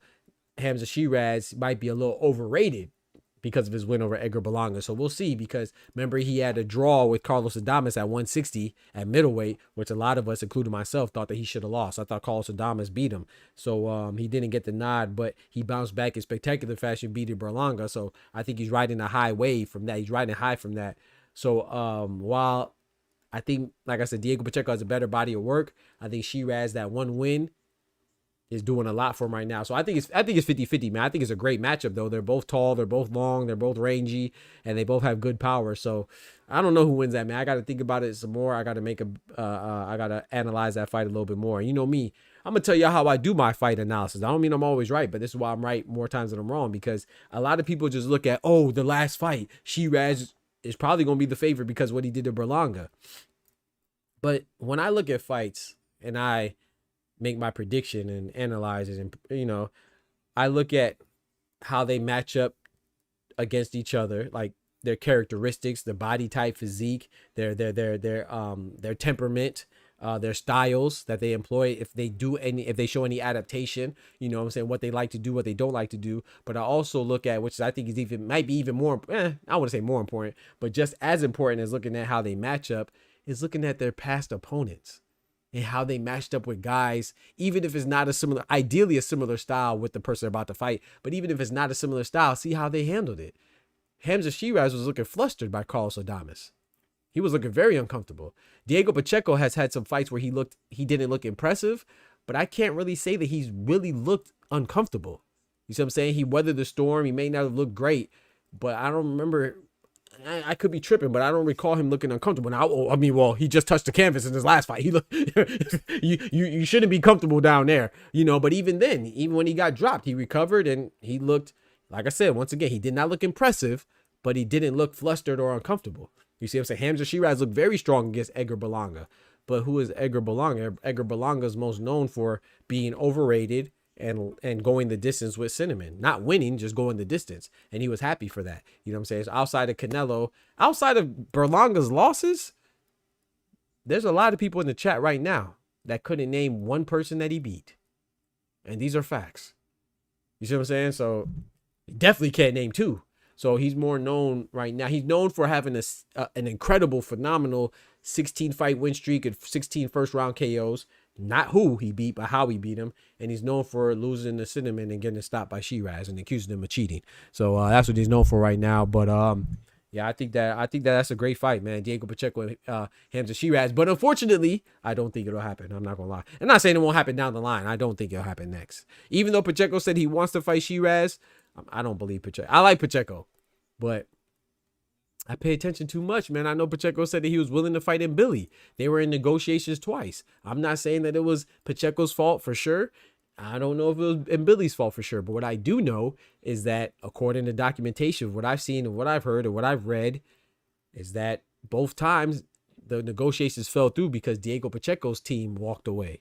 Now, just because you walk away don't mean that doesn't necessarily mean that you're the one that doesn't want to fight. But if you have two separate times you're about to fight, and if it's been ordered and it falls through and you're the one that walks away, then it's more likely that you are less enthused about fighting than the guy that stayed in Christian and Billy. So I'm just not sure Diego Pacheco really wants to fight Hamza Shiraz next. I'm not saying he won't fight him eventually, but next, I don't know. But I hope it does happen because it has been ordered and it will be for the WBO belt. That's a great fight. You see what I'm saying? But Diego Pacheco's name has also been tied with Jaime Munguia, right? So there's other options there, just like there's other options for Hamza Shiraz as well, especially with Canelo losing the Bud rematch because Crawford retired, right? What has Cinnamon said that he wants to do? He said, first of all, he signed with Turkey, and Hamza Shiraz is a Riyadh ambassador, so he's with Turkey as well. That's an easy fight to facilitate. Well, every fight is easy to facilitate with Turkey involved because you got the money. But he said that he wants to fight where? He wants to keep fighting, number one, and he wants to fight where? In England, in Wembley. Hamza Shiraz satisfies both those requirements, right? He matches both that criteria. Hamza Shiraz is from England, and Hamza Shiraz is Turkey's guy. So that would satisfy, I'm sure that Turkey would like that fight. So that'll satisfy those things. So don't be surprised. And if you're Shiraz, you belt or not, Canelo is a more attractive fight than Diego Pacheco. So like I said, I'm not sure it happens next, but we'll see, man. Shout out to my guy Ty. He says, Diego low-key on Frock. Come on now. Diego low-key on fraud watch. Come on now. Because Shiraz might F around and walk. He might, hey, if he walks through him, sheesh. If he walks through him, Ty, oh boy. Oh boy. And we've been calling them frauds too. We said Joseph Parker been on fraud watch. What happened? Yeah. Yeah. Yeah. So, hey, we've been calling that fraud watch, man. Yeah. So I'm about to pull up my brother, man. About to open up the phone lines. That's it for me. I like I said, Diego Pacheco is on fraud watch, but it's a good fraud watch. No fraud watch is good. It's never good to be fraudulent, but I will say that he's just not looking. I don't really have a victory that Diego Pacheco has had that's in question. My questions for Diego Pacheco is that he's not looking as good as I expect him to. So it's not like, you know what I'm saying, like Hamza Shiraz was on fraud watch because I thought he lost the fight that he got a draw with. So, you know, but Hamza Shiraz looked spectacular against Edgar Berlanga. So I got to factor that in as well. But Diego Pacheco, he just hasn't been looking as impressive as I anticipated. But he hasn't had a questionable result, in my personal opinion. I think he won all his fights. He just hasn't been looking good while winning them. Let me pull up my brother Ty. My guy, what it do, brethren? My brother. Oh, let me turn down the stream with my other ear. I appreciate it, bro. Shout out to my brother Ty, man. You watch the stream and pull up in the Discord. You know what I'm saying? Some of y'all be pulling up in the Discord. We cutting off the stream. Tighten up. Need the views, man. We trying to grow. Don't forget to smack that like on that video. Mm-hmm. Shout out to my guy Ty, man. No bodega, man. We not botting over here, but I got 4, 5, 6 devices on, like my name Buddy.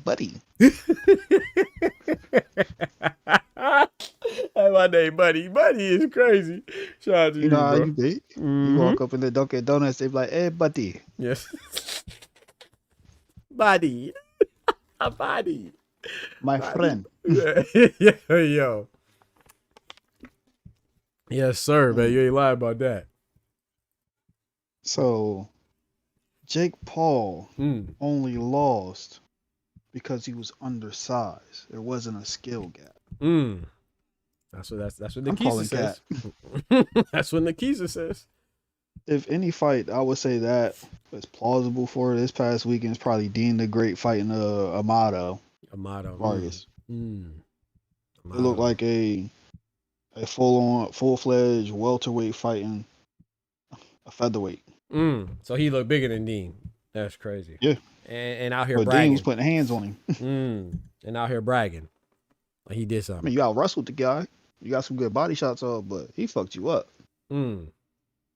I can't. I saw the highlights. That fight I did not watch. I watched the highlight stuff.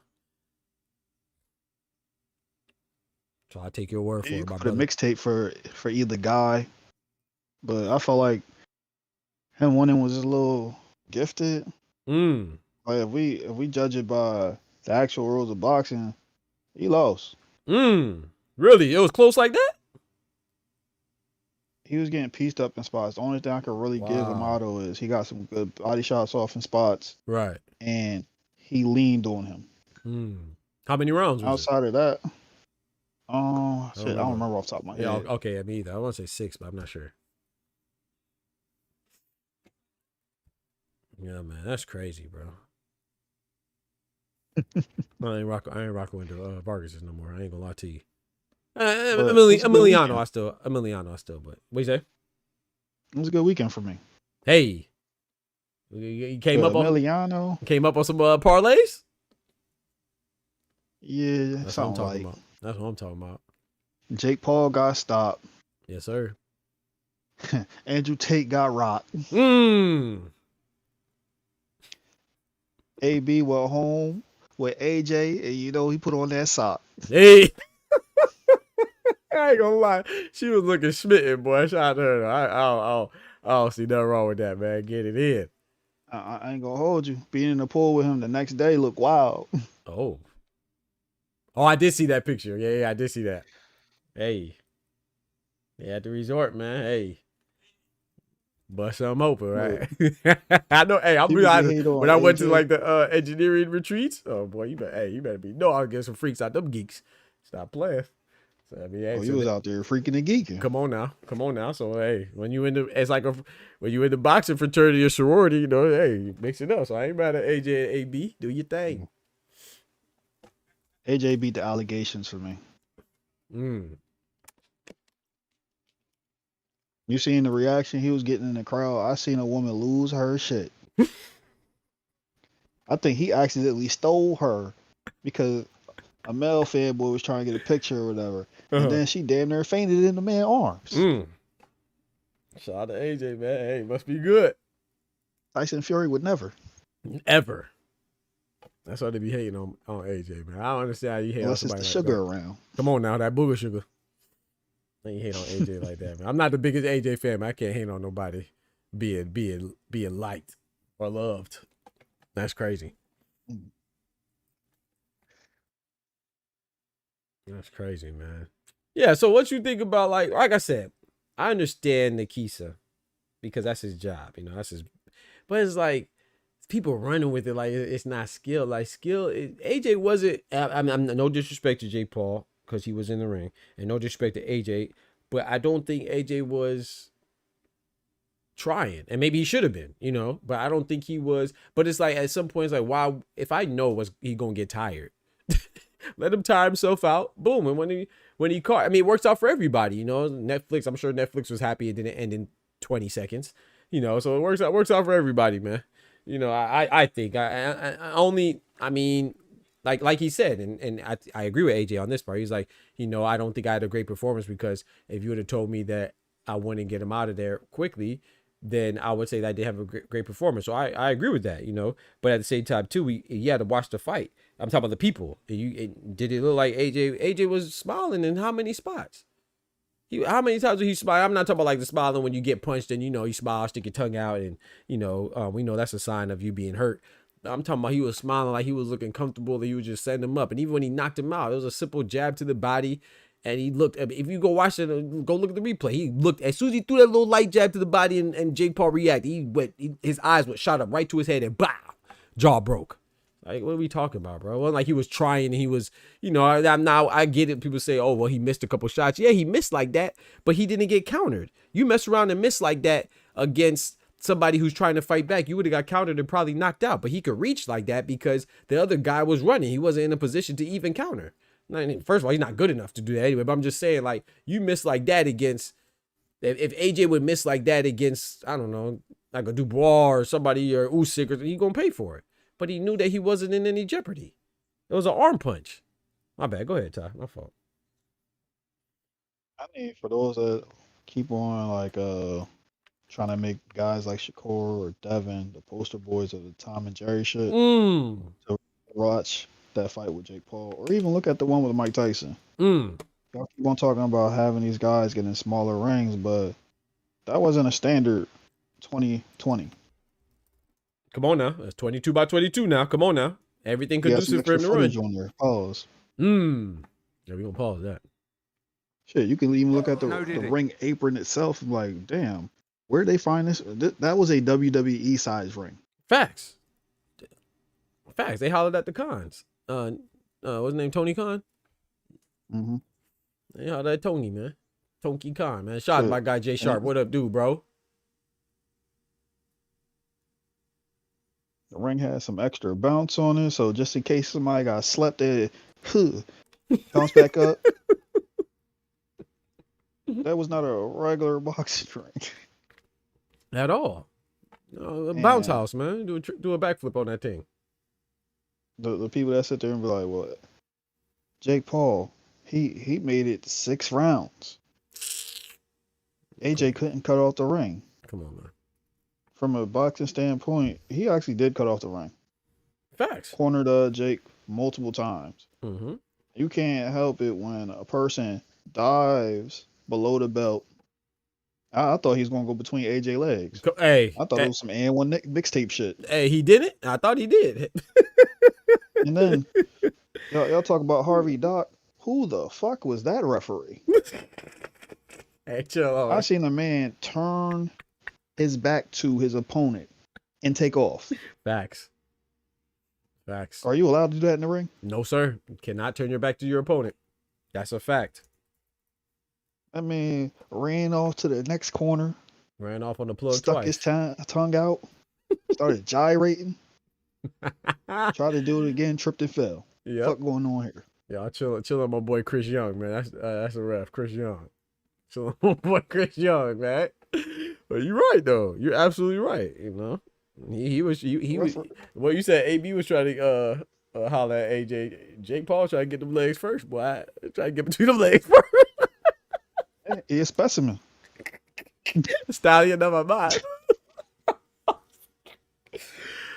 Oh, I felt like that ref was put in an awkward situation. Yeah. Because after a while, he actually had to call some shit. Yeah, I agree. I understand you get the paycheck from him and all, but you still gotta do your job. Still gotta do your job, bro. And like you to credit to what you're saying, and the first knockdown wasn't even. It was a punch that missed, but it was once again Jake Paul going down. You know, at some point I got to call it, bro. You can't keep touching the canvas, kissing the canvas like this, bro. Nah, dog, stay on your feet, man. You feel me, Jay Sharp? AJ still connected on him, even though he tripped. Right, exactly. You should have called that. Yep, I agree. Or at least Mark walked over there and went through the motions, signaled something, or at least explain.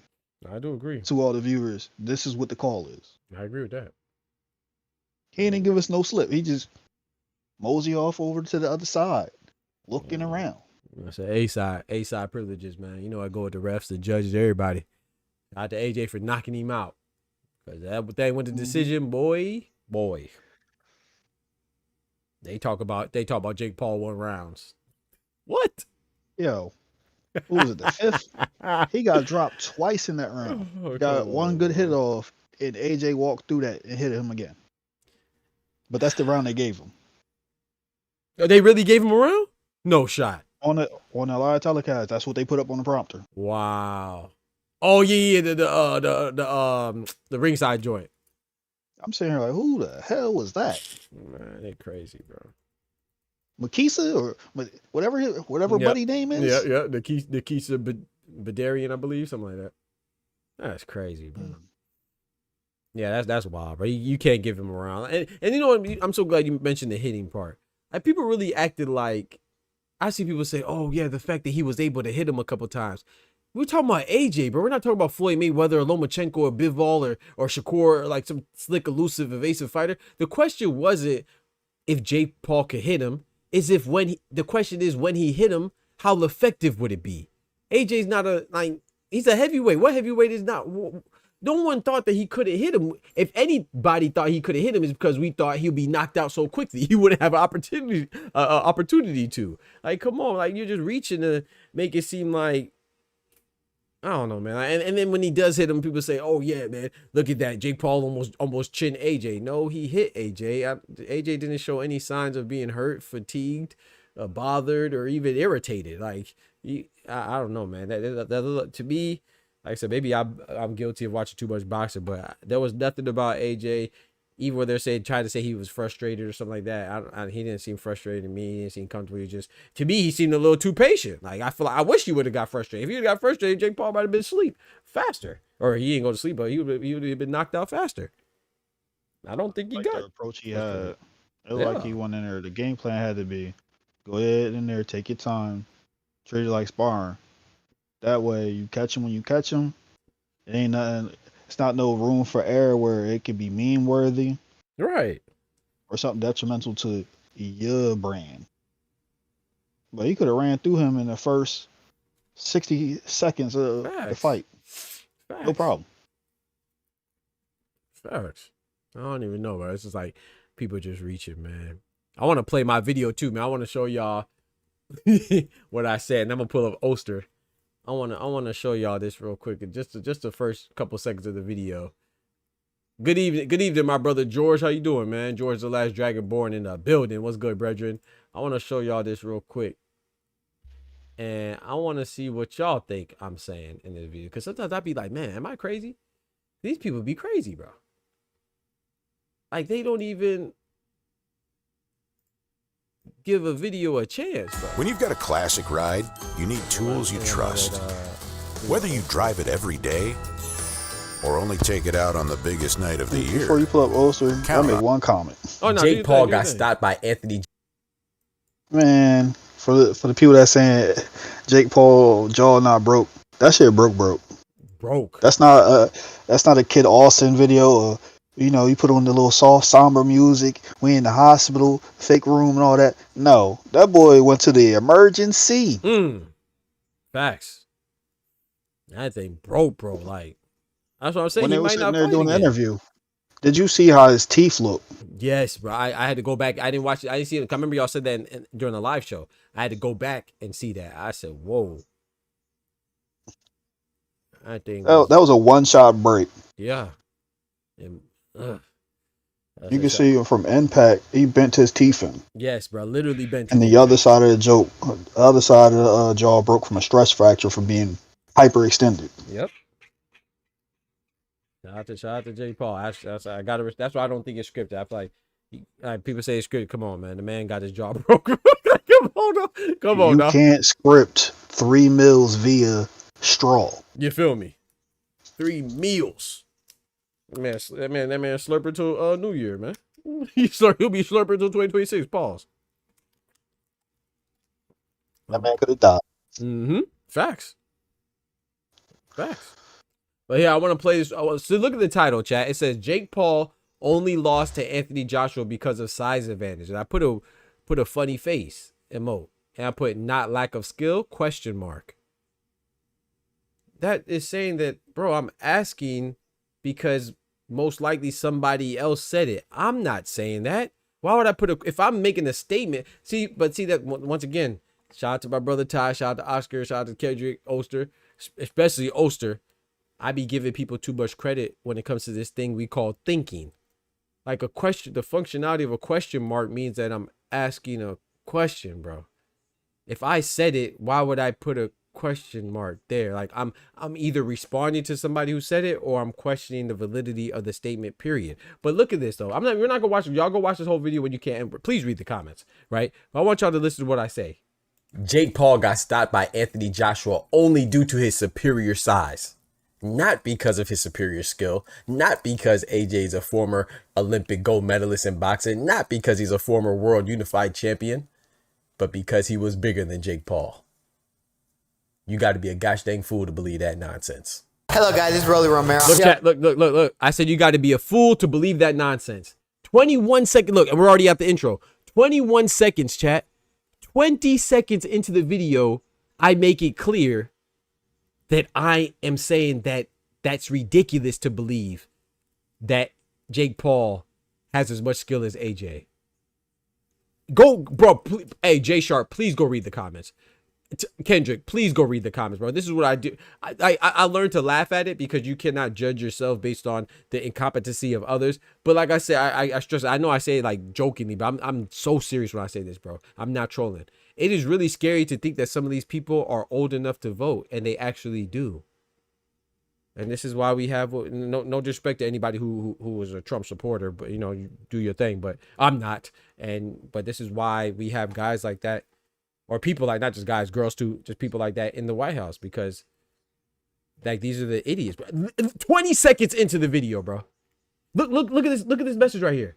I hope they don't do it. Bro, look at this man just wrote. Look. This man wrote an entire J.K. Rowling length novel on a video that he didn't even watch for 20 seconds. But he was audacious enough to have an opinion.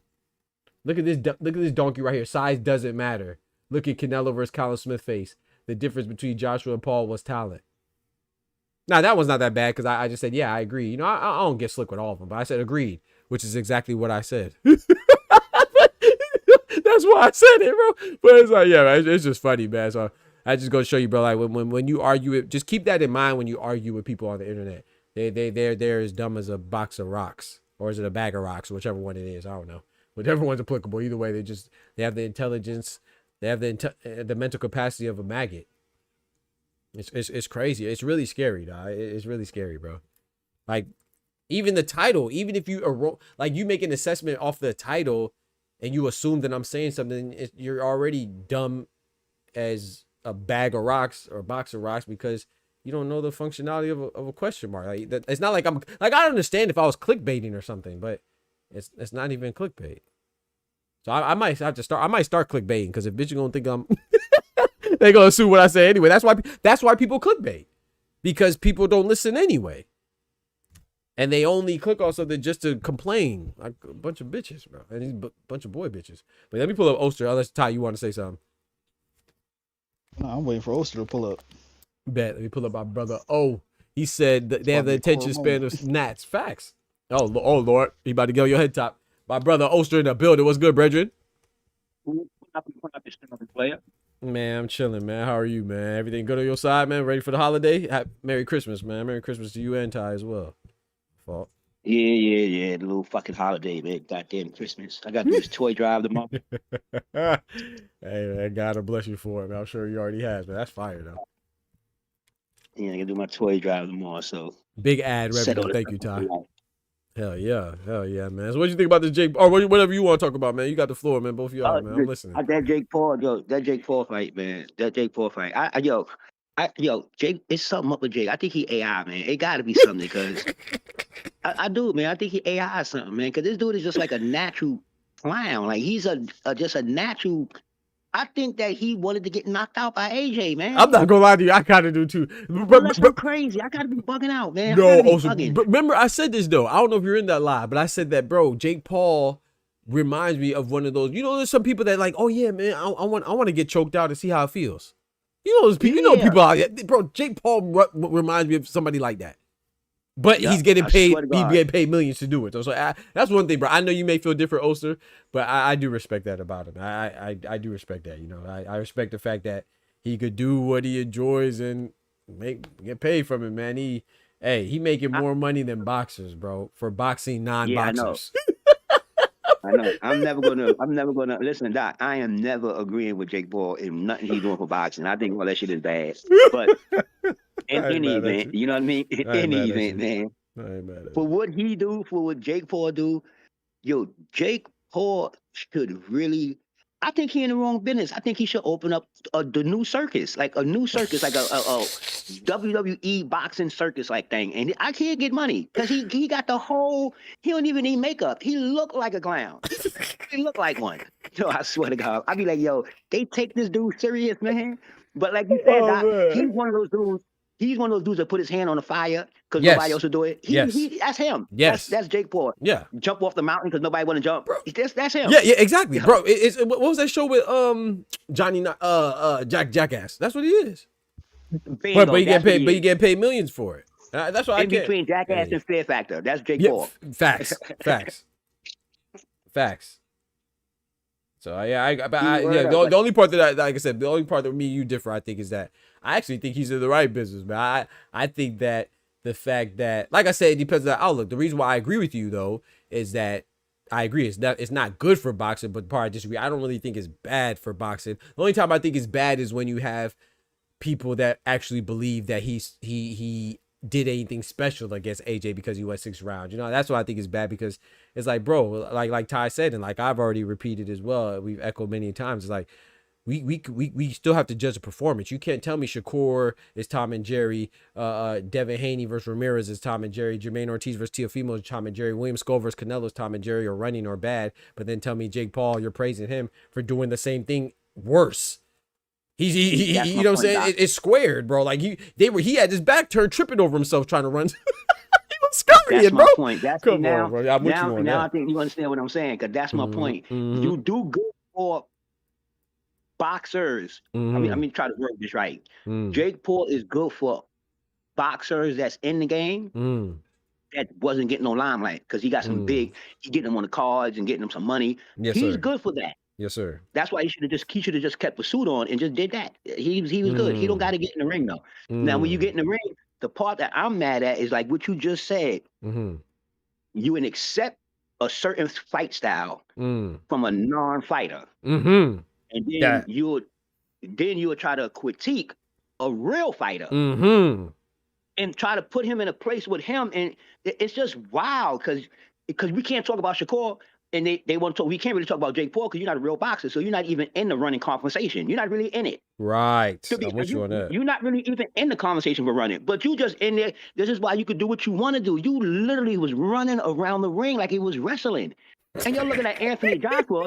They made this man. You know how much time? You know how much And until you lose Come on on the now. 22-foot ring. Come on on, now. man. You got this big dude running and ducking and rolling. Yo, did y'all see this? Yo, this is crazy. Running, ducking, and rolling. He was doing Yo, this is he was doing crazy, fire man. safety drills. Stop, dropping, and Yeah, rolling. I'm trying to tell you.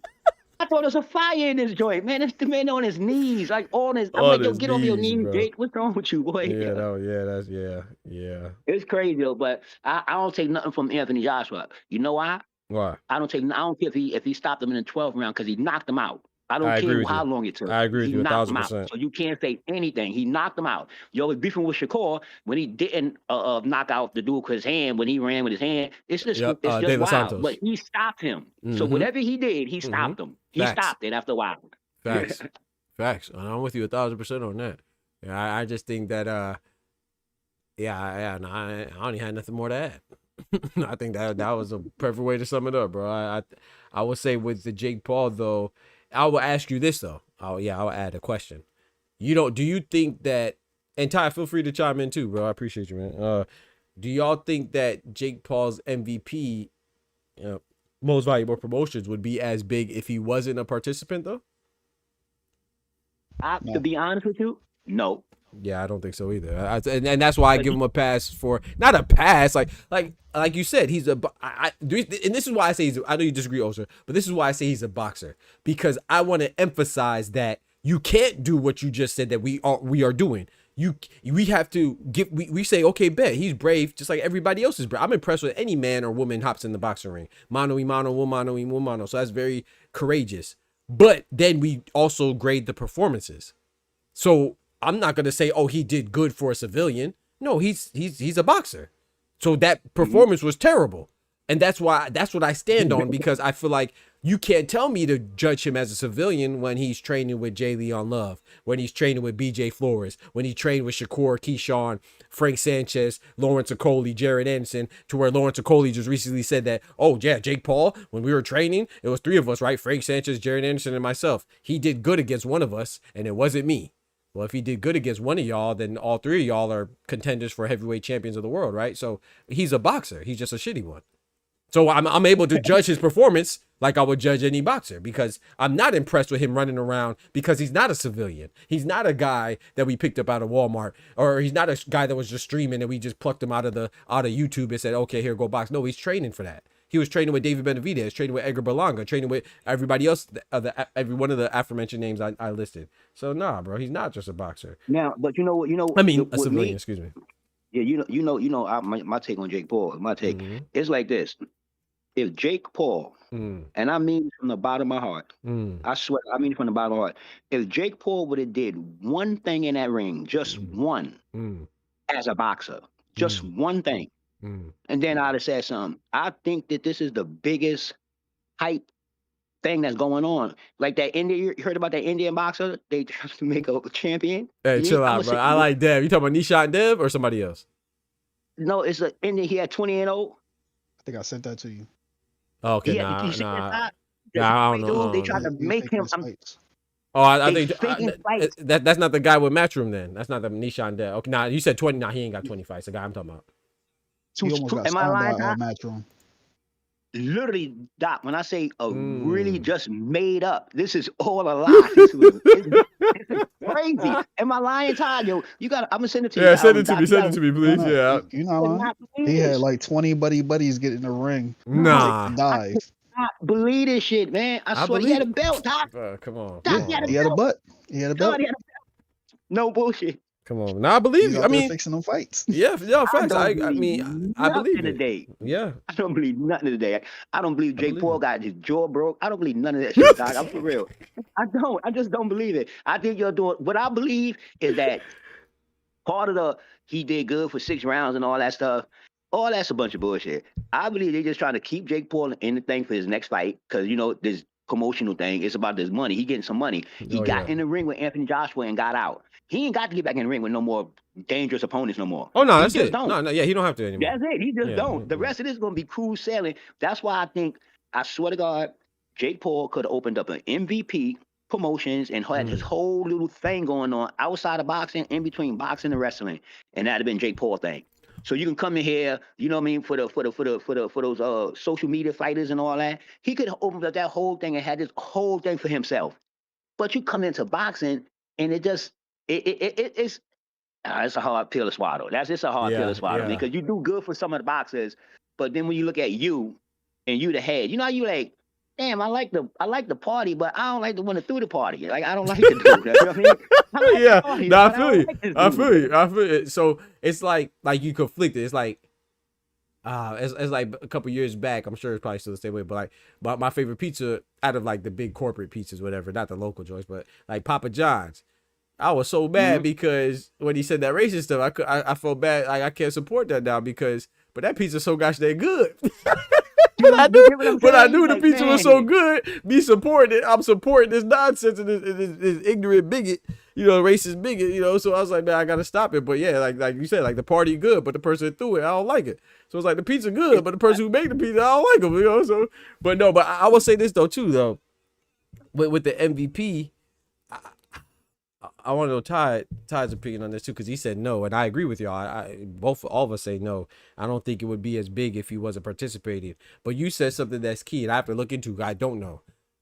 I'm not sure because I initially agree with you when you said he doesn't have to fight anybody big, and I was like, yeah, this is it. That may not be true, bro. If he keeps fighting, he may have to fight. No, he may not have to fight nobody like Anthony Joshua, but what I'm saying, he might have to fight like a Tank or somebody. You know what I'm saying? Like somebody who has a name. Because a big name, but I'm talking about okay, like you just said, like a Anthony. Right. He don't got he don't got to mess around nowhere around there right now. Right, but what I'm saying is that it might be slim pickings, like because Canelo's tied. The reason why I say I have to look into it because I'm not sure if his Netflix deal is fight by fight or if it's like he has like a 3-fight deal. You know what I'm saying? I think it's fight by fight, but I'm not sure. I never looked into it. I don't know if Ty knows or I don't know. I never looked into it. I gotta check that. It's fight by fight. Oh, okay. The zone. Okay. And that's why I think that Jake Paul is still in it. He's still pulling the ball. He's still pulling the ball. He ain't in no bad spot. It's just he ain't in a bad spot. He's one of those dudes that whatever he do, it won't be bad or good. Mm-hmm. It's not gonna hurt him. You get what I'm saying? I agree. It's just not gonna hurt him. He's like a null person that he could damn near do what he want to do. The man was in the ring. I swear to God, I know the ref was like, I'm not reffing no more this dude fights, man. This dude is crazy, man. This man was in his ring. I thought he was in church, Doc. He was praying like he was on his knees. I was wild. And I'm like, yo, what is this dude doing, man? You don't think one thing, like I say, I'm telling you, my fault. No, go ahead. Go ahead, my fault. No, I said no, yeah. I just said the man was on his knees. On his knees, bro. I couldn't believe it. And I see AJ line up, and you was talking about the smiling. When I was looking at AJ smile, I know he was laughing like, when I catch your ass, when I catch you, I'm playing with you though. I'm gonna get you though. I'm definitely gonna get you though. Yeah. Bro, I mean, come on, AJ is an Olympian, a gold medalist, bro. Like, we gotta stop it. Like people say, oh yeah, he missed his punches and he was punching wild. Bro, he didn't care. Like, you don't see AJ swing like that against Usyk or Klitschko or Ruiz or Dubois. He don't swing. Even Ngannou, he ain't swing like that. Ngannou, he was very methodical and technical because he knew that Ngannou believed in himself. Ngannou had some nuts about himself. He was courageous and he thought that he could win. And so he didn't have to chase him down. Like, he wasn't, I don't think people realize, I can't emphasize enough how much that man wasn't worried. But of course, it is boxing and things can happen. Because I'm sure, especially with AJ, right? No disrespect to Andrew Ruiz. I think everybody knows Andrew Ruiz is better than Jake Paul. But when Andrew Ruiz beat Anthony Joshua, nobody was expecting that. So I think that what you learn or should learn is that you can't underestimate anybody. So I do think that AJ was like, okay, bet I really could get hurt if I'm not careful because anything can happen. But outside of anything can happen, this dude ain't got no business in the ring with me, man. You know what I'm saying? So it's like he was like cautious, respectfully cautious, I guess, but not because he was some threat. It's just because he's a boxer. You recognize what's going on. He's he's an Olympian. But I want to ask you this too with the MVP, right? Like, let's say Jake Paul. Hopefully this is not the case. But do you think if he stops boxing, do you think that is gonna go down? Like I think it'll go up. If he stops, you think it'll go up? I think it'll go up though, to be honest with you, because Man. I think this fight, this the way I'm just seeing it, trying to see that like how the media going about it and all that, because it's nothing derogatory. So Mm. it's still profitable. It's nothing derogatory on Jake Paul's side. It's not really nothing derogatory on Anthony Joshua's side. He's just getting it because he's a professional Olympic boxer. So they're gonna always judge him fighting somebody like Jake Paul. Because if you leave it up to the regular paperwork, Jake Paul's supposed to be out of there in 1 minute. Mm-hmm. Do you get what I'm saying? So Mm-hmm. it's kind I of got a funny, but question. I'm just saying, good. All right, you said it's gonna go up. Mm-hmm. I can see that working for the women, but if he's not fighting, what happens to his promotion? That's what I'm saying, because, and that's a great question. So that's what I'm asking. So like, if we look, even with the women, Ty, I mean, I hate to say this, Yeah, I but was gonna even answer with that. the women, it's definitely, like, oh no, y'all let you go. Let me respond to Ty real quick. It's like, I don't know, but whenever, unless Jake Paul is fighting, who's really on his roster that we could say, oh yeah, they can headline? Now, of course, Matchroom has smaller cards, but they've built that audience. Like they in the UK, you know, they could do a smaller card. People going to turn out. Even if, I mean, Jake Paul's probably best chance would be in Puerto Rico, because that's where Amanda Serrano is at and stuff like that. But even in Puerto Rico, I don't know how much they could really sell out unless Jake Paul is maybe in Puerto Rico and you have Amanda Serrano. But outside of that, what's really gonna garner enough attention for him to have his own card and a lot of people show up? Like, don't get me wrong, don't get it twisted. The Yanko Rivera, the one that I went to, that was an MVP card. But how big was that? Like, I don't know. I really don't know. I didn't look at it. I thought it was pretty good while I was there, but I don't know how it was received from viewership, and I don't know. That's why I'm asking. What Ty asked. yeah, I could say in this respect, Hmm. from just my personal knowledge that my little research, Mm.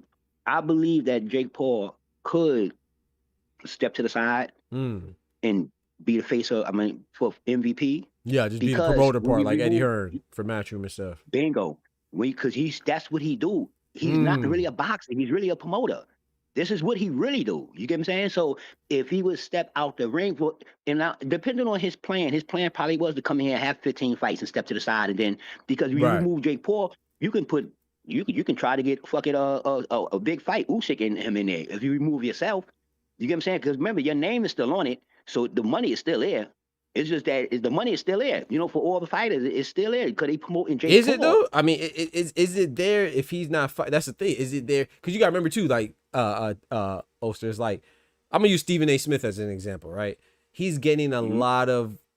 I don't really watch soap opera, but I watch sports. So when he's talking about sports, he talks about his other things, right? So I saw he was on a soap opera. I don't know what soap opera was. I don't remember, but he was on the soap opera. He was on. They're talking about him in he has a nice little platform in politics now. He has a nice presence in politics, but all that is based off of his presence in sports. So Jake Paul's presence, we got to remember, he has a big social media presence. I couldn't lie to you. I'm glad I don't know this. You know, I wear as like a badge of honor, but I don't know what Jake Paul's popular for. But I know he makes YouTube videos. He was popular before he was boxing. So he just used his popularity for something else, and he brought his people with him to boxing. So if he's not boxing, ain't nobody looking out for Yanko Rivera. No disrespect to Yanko Rivera, but you know, say if Jake Paul's not boxing, people are still gonna want to watch Amanda Serrano and Ellie Scottney and Carolyn Dubois and who else? The only guy I know is Yanko Rivera. I mean, I remember H2O was there, but he's not there. They cut him. I don't think they cut him because I don't know. But look at I it. separate the men's and the women though. Okay, go ahead. Because with the women, from what him and the Kise is putting together, it looks like they have a proven product. Right. But right. if you start looking at what it looks like on the male's boxing side, he doesn't have an heir apparent. Yeah. Like when you look at Oscar De La Hoya, for example, when he started Golden Boy Promotions, he was the face man. He was still fighting. Yep. But he had somebody to put out there. Canelo. And, you know, he had Canelo. When you look at Floyd Mayweather, he had a tank. Talk to him. For him to keep that promotion going, he going to need somebody up under him, or at least have a game plan with Nikki. Say, we need to build this fighter right. He's going to be on every undercard, so he can be seen. We're going to give him advantageous matchups where he knocking dudes out, he doing cartwheels, he doing the whole nine. I see him doing that with women because he put Amanda in position. Right. That's a good one. Yep. Because Yep. prior to Now, but MVP, Ty, she had shows in Puerto Rico. That shit Right. went triple copper. now, look, I'm gonna tell you, this is the It's only that time time, I'm gonna bro. talk for J. Paul. You get what I'm saying? This is the only time I'm gonna talk for J. Paul because Right. we talking business here. So I don't got no racial nothing when it comes to business. You get what I'm saying? I don't care none of that shit when it comes to business. Right. You know what I mean? We talking business. So like y'all said, the way I see it, like y'all said, you gotta understand. Jake Paul came in here with his package from the social media. He didn't Right. come in here from boxing. Right. So his presence is from he already got his package walking in here. He just brought it to boxing. And the difference between Jake Paul to me and the Mayweather, Jake Paul don't need a protege because he's not a boxer. He's a promoter. He's not a boxer. He don't need to have a because put it this way, and you always got to remember this too. Mayweather, De La Hoya, and all them came up in the pay-per-view era. That's when pay-per-view was the thing. You get what I'm saying? It's not the thing now. You get what I'm saying? You don't got to have no big pay-per-view to get no money no more. This is a new era in the business. It's a whole new era. And it's all based on social media following. That's where it's really coming from. This is how you see so many social media influencers. Any kind of influencer, they get on a big stage now. This is real. This is 100% real. This is why the news and all that is getting downplayed because people listening to social media because they giving you what's really the story. You know, and the Stephen A. Smith thing is a fact. Is 100% fact in my eyes. You build up on your platform on sports, and it's what everybody do. You know, and then you go do what you like to do. Stephen A. Smith he probably want to talk about politics since he been on the sport channel, but he just couldn't. You get what I'm saying? And you build yourself up to a certain point. Now you could spread your little wings. So that's what I believe with Jake Paul. I just believe that he got enough. He got enough right now. If you can pull all this off in boxing and you in the ring with AJ and anybody you call, it's his name. It's not what he do. It's his name he building. It reminds So me what of happens Trump. when he step away? Right. That's what I was gonna But ask that's too. what When I'm it's not him in saying. the But ring. it's his name. See, put it this way. We don't like Jake Paul because he's a good boxer. You got to, like Doc said, I get what we you're don't saying like Jake about Paul. it's his name, but he still need a certain type of product to put out there to be under All right, his name. think about this. Think about it like this. Think about it like this. I'll give you another good example. Think about it like Amazon, right? Think about it like Amazon.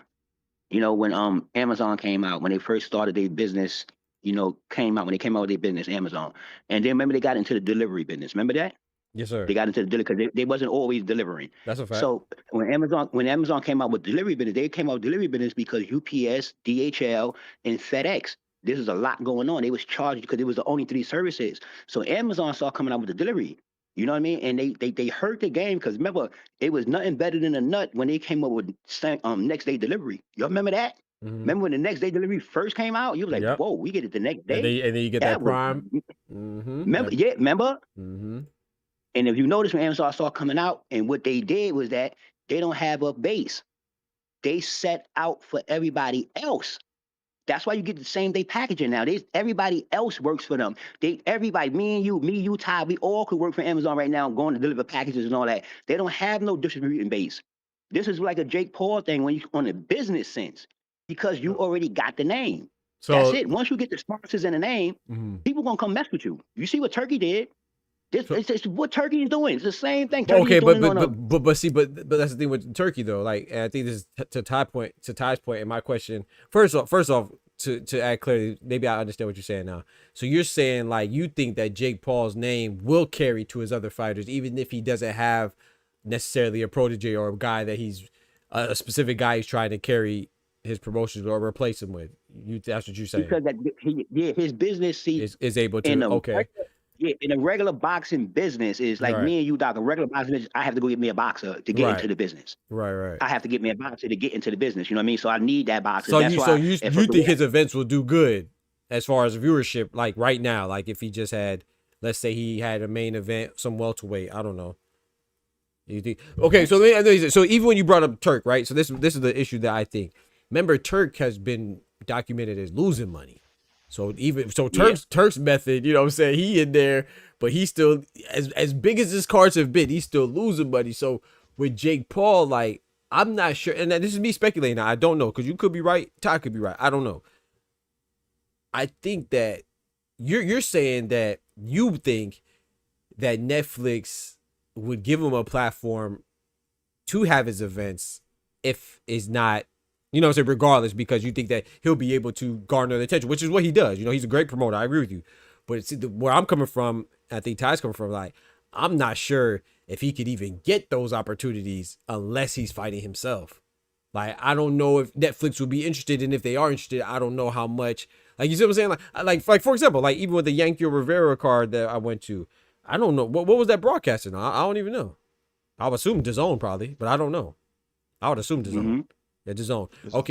Okay. So if it's on DAZN, like how much? I don't know what that takes, and how often would they be able to put something like that on DAZN? Because I'm sure. I don't know. I shouldn't say I'm sure. I'm not sure if like Jake Paul. I'm not sure if he has enough talent to put on cards like that for where DAZN would feel like they would recoup their money. Like Matchroom is different because, okay, Matchroom bet I have a small card headlined by, no disrespect, but like Ellie Scottney or Terry Harper or Giorgio Vizioli, like they just had the young guy that's like Carmel Moten and Zaquin Moses' age. He just headlined a card, right? They'd be like, okay, bet we'll let that ride because I know that you're gonna come with a big fight with Jerron Busitis. I know that you're gonna come with a big fight with Bam Rodriguez down the line. I know you're gonna come with a big fight with Katie Taylor or Anthony Joshua. Jake Paul, if it ain't Jake Paul, like who else go? You know what I'm saying? I don't know, though, but you could be right, though. I get what you're saying. Yeah. I get what you're saying. But what I'm saying is this. All right. It's two ways to look at it in business. The way I look at it is two ways. You look at it from your sponsorships and you look at it from your viewers. Okay. Because that's what counts. You get what I'm saying? Right. Your viewers is more based on, you know, either you, like you saying, either you want to get Jake Paul in the ring or not. That's the viewer perspective. But the sponsor's perspective, knowing that he's not a boxer, knowing he got to this area and he's not a boxer, they know that. But they getting the money because he's continuing with these big fights. He just switched up from Tank to AJ like a millionaire crash a car and just switch him and buy another one the next day. Right. True story though. He just switched up like that. If nobody said nothing about no money, it was no problem at all. It was like, okay, Tank, all right, I'm gonna go get AJ. That's some gangster shit now, huh? I got pushback for that. But what I'm just saying. I feel like the money that Netflix put out for him to fight Tank and that fight fell out, he had to deliver somebody. I agree. That was going to. This is my point. So that's my point, Todd. That's my point. My point is, if they keep cutting the check, you got to be doing something right. But they're not going to do that if he's not the one in the ring. Because to deliver AJ, they had to go to DAZN. Mm-hmm. Offer a one-time only deal for them to get him on their platform. Yeah. Because remember, he has that exclusive deal. Right. No, I understand. I understand where you coming from, but I just look at it this way. Just try to look at it this way real quick. Prior to all this MVP stuff, right? Mm-hmm. How do you think Jake Paul had to come to him? They paying him for his following. That's what they paying him for. It's like a Ryan Garcia thing. That's what to do what Turkey is doing, because Turkey's not doing that with Joe Blow. He's grabbing but Turkey and them is in a different products. Business.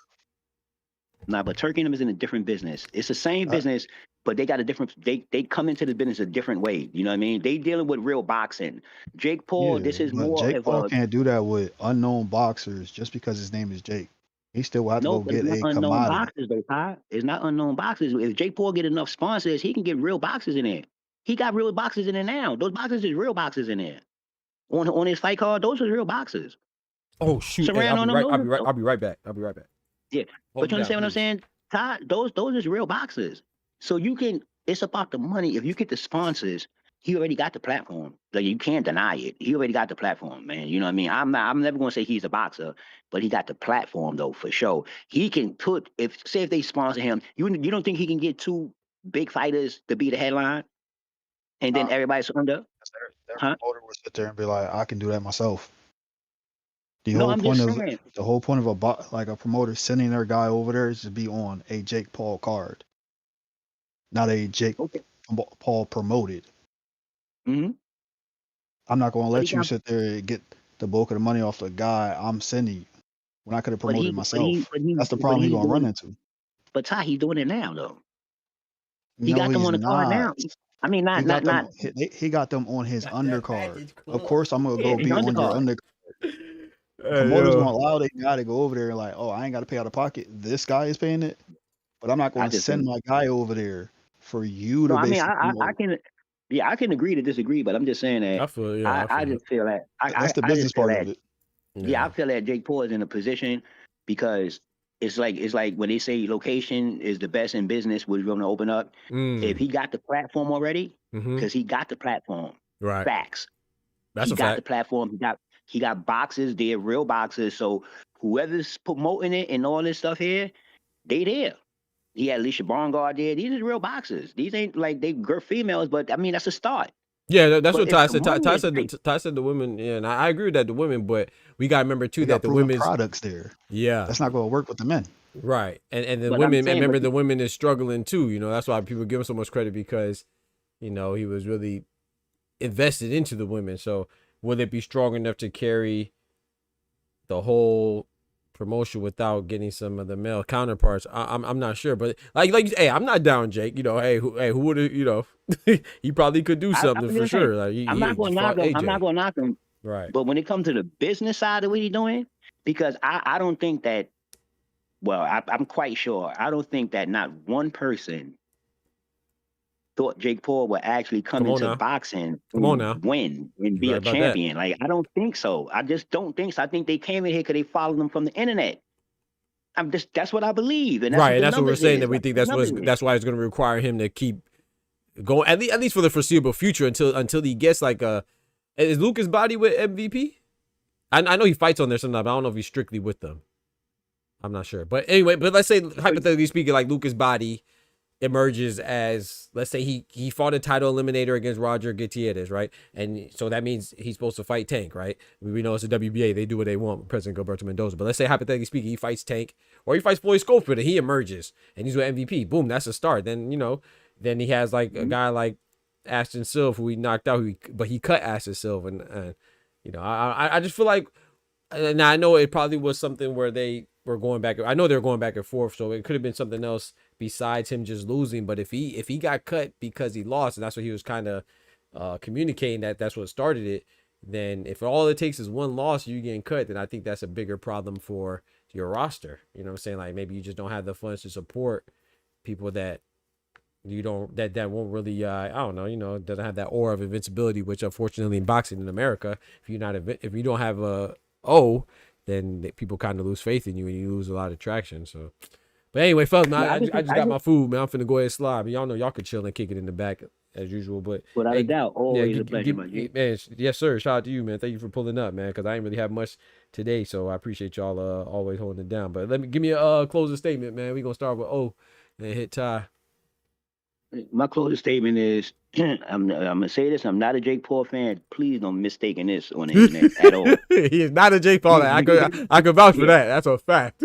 At all. Please don't do that. But business wise, I'm a grown man. I play with business. That's what I do. Business wise, He doing this I thing. truly believe that he got a enough platform. I'm not talking about to convert it into real boxing, like to do exactly what he's doing now.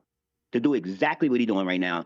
I think he got a platform, and I think they would sponsor him because he can get some boxes up here. Did he get up here? People have fun, and he don't care about being memed and this and that. You know what I mean? But I believe that he can do this. If say Doc, not right now, say after another 2 more fights or 3 more fights or whatever it is, I think he could sit to the side and just, because if he got the sponsor, he got the money, and they say all day to day, yo, if the money is right, motherfuckers will do some things for some change. Oh yeah, I agree. I think he could do that in the future. But I was just saying, like right Yeah, now, okay, yeah. But yeah, I hope. I always want more promotions because I feel like it's more boxing. So Yeah, I give it. I'm definitely rooting for it for that 2, 3 part more for sure. fights. Yeah, that's cool. Yeah, I agree with that. I can agree with that. I can agree with that. Yeah, go ahead, Ty. I might be a little long-winded. Do your thing. I'm gonna pull out one of my guys because you wildin'. You know, they say a trainer is only good as the fighter he got. Same thing applies to a promoter. That's a fact. When Eddie Hearn first came into the American market, when the Zone gave him that $1 billion check, he was asked until he got some names on him. Yep. Y'all wasn't rocking with Eddie when he had Tevin Farmer. Come on now. But shit looked different when he got AJ Devin and some other names. Yep. Went That's out what there. Jake Paul gonna need. Made sure he got Shakur. Remember that? He made sure he got Shakur for a little bit. So, can I ask you a question? Can I ask you a question, Doc, real quick before you go? Let me ask you one question. I know we did the closeout. Let me ask you one question. I'm not even done my Yeah, but closeout. Ty ain't even Shit, finished. my bad, I'm my speeding G. up. Nah, do your thing. Do your thing. Take your time, man. I done pulled out the sandwich now, so I'm listening. When you asked about Jake Paul and would it work without him, I said no. My reason is because I view Jake Paul like how people viewed Vince McMahon in wrestling. Because before Vince stepped in that ring and started doing his back and forth with Stone Cold Steve Austin, which was his guy, kind of like the duality that Oscar had with Canelo. Floyd had with Tank. I remember that. Before he did that, they was losing bad to WCW. Yep. Nobody's watching that shit. That's a fact. I look at Jake as a promoter/fighter. I don't discredit him by his boxing because I look at him like Vince. Was we truly trying to hold Vince the same, standard we look at The Rock? The Rock, Stone Cold, Shawn Michaels, facts. Yep, facts. I agree with that. You the talent sometime, but you the promoter. Yep. So for his little duality to work, he had to have talent in front of him. With Jake, we see that with the women, but on the men's side, it seemed like him and Nakise, however the hell you pronounce that man's name, they haven't found the proper formula that works. Prime example is the guy, Ashton Silva, H2O. Come on, that could have been something. I don't know how they mishandled that. Dude asked for his release. They had a back and forth. They got him up out of there. Where is he at? I don't know. And when you look at some of his attempts with male boxers, it ain't work. Look, he tried to have Gary Antoine on there. Did he fight this past weekend? Nope. Was it an injury between him and his opponent? Nope. I can tell you why it didn't happen. Why? Promoters who have their fighters under their stable, under contract, they allow their fighters to be on a certain event if they get a certain percentage. He was on there because who was on there? The money up. Because Jake was on there. They'll let you put the money up. But when some things start to change or somebody not included, come on now, they gonna pull out. Come on now, they taking their fighters with them. Yeah, that's business. They got Gary Antoine Russell and Andy Hiroko on that Mario Barrios card though. I was PBC just saying, was like, our guy not there, we out. Facts. But yeah, let me ask you a question, Todd and Doc. Do y'all think that other promoters is mad at Jake Paul? Yep. And do you think like they yeah, because he's competition. Kind of like blocking them. They kind of like blocking them. Like, but that's what I'm saying. Prime example is Eddie Hearn. He stepped into our market where we break down the bread around here. How dare you come around here talking about these new promotional aspects or new things you try, tricks of the trade you trying to apply? No, take that shit back where you was. We got this over here. That's just like if somebody come on your block. Yep. Yeah. You see how Eddie Hearn treating look at the other dude that's competition out there in the UK. Boxer dude. Ben Shalom. Look how Eddie Hearn do with him. He just snatched his he just snatched his best fighter, Ben Whitaker. And he talking trash about them being those. But that's what I'm saying, Doc. Hey Doc, that's what I'm saying. So you telling me that all right, this is the reason I'm saying this like this, y'all. This is why the reason I'm saying this. I'm gonna try to get you to get off of the traditional boxing agenda because it's literally really changing. You know what I mean? It got a lot of branches to it now. People doing a lot of things for a lot of reasons. You know what I mean? And it's not just the way the traditional way it used to be. So this is why I said Jake Paul do have a chance because people are attending his shit right now. So it's not about the physical of Jake Paul, it's his name. It's the name. I'm telling you. Listen, and I'm not no Donald Trump fan either, right? But years ago, it was a long time ago, we was kids, because Donald Trump from New York. And so he had an interview one time, right? And if you remember at the time when they saying he went broke and all that stuff, you know what I mean? So he was talking, right? And he said, this is years ago, he said, yeah, I went bankrupt. You know what I mean? He said, but I'm not broke.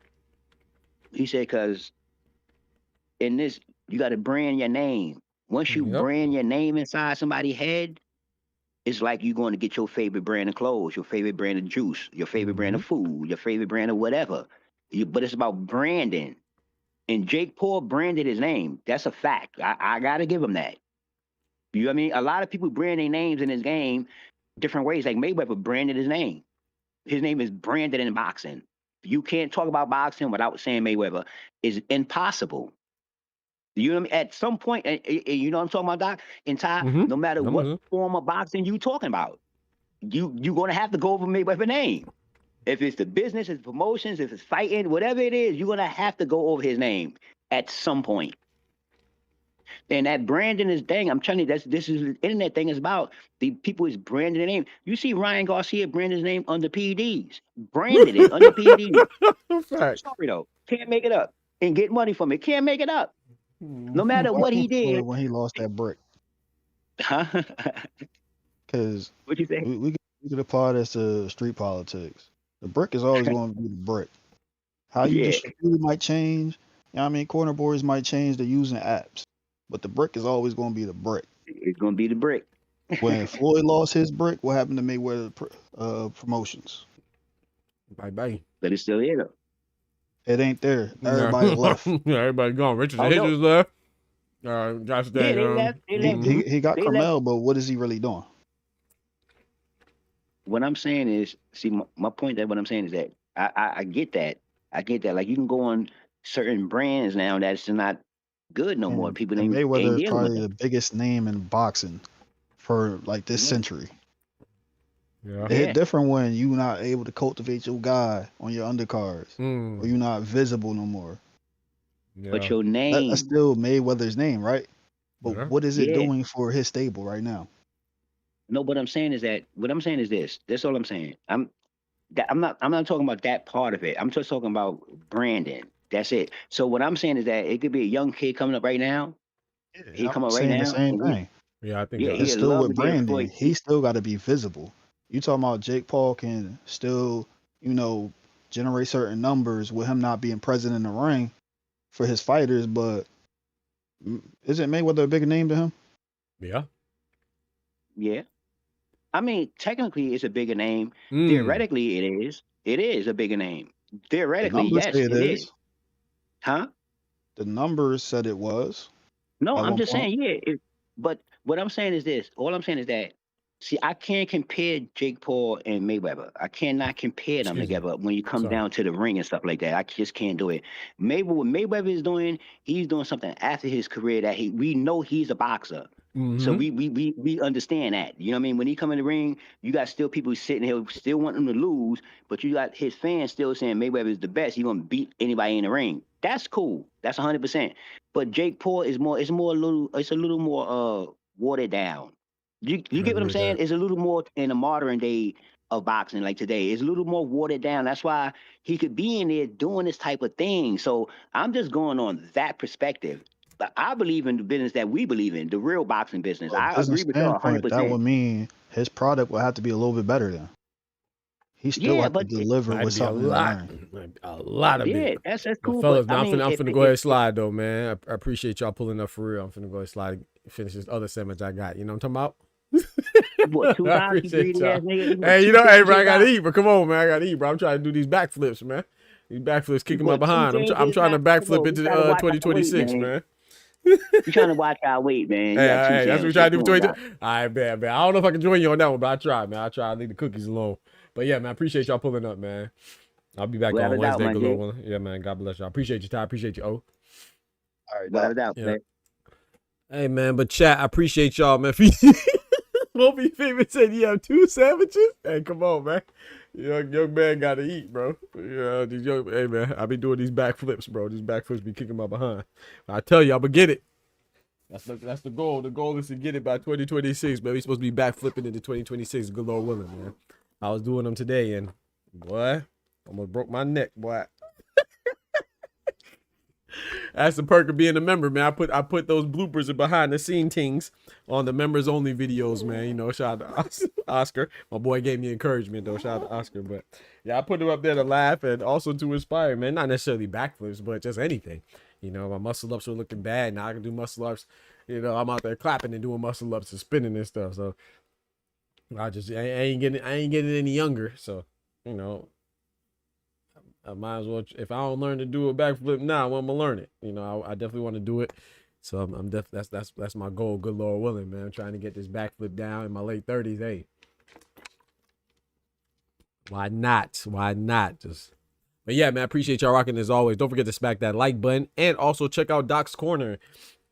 If you are interested in a boxing newsletter where we talk real boxing, not that bull jive that they be talking, all that gosh dang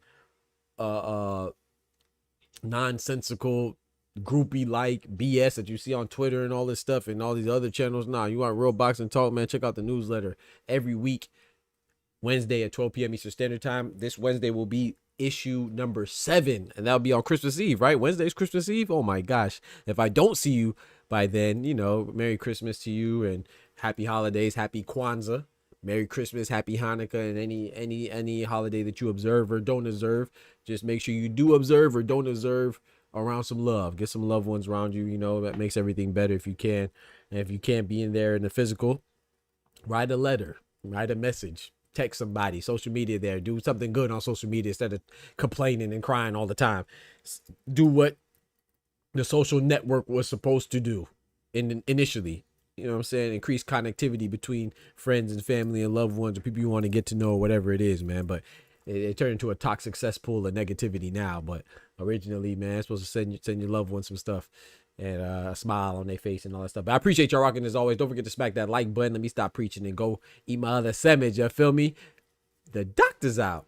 Peace. From the hood to college, both worlds they had to meet. 6 degrees between us, so cold we're about to freeze. But we're Florida boys, hot takes, we bring the heat. We're moving the culture, the engineers to the streets.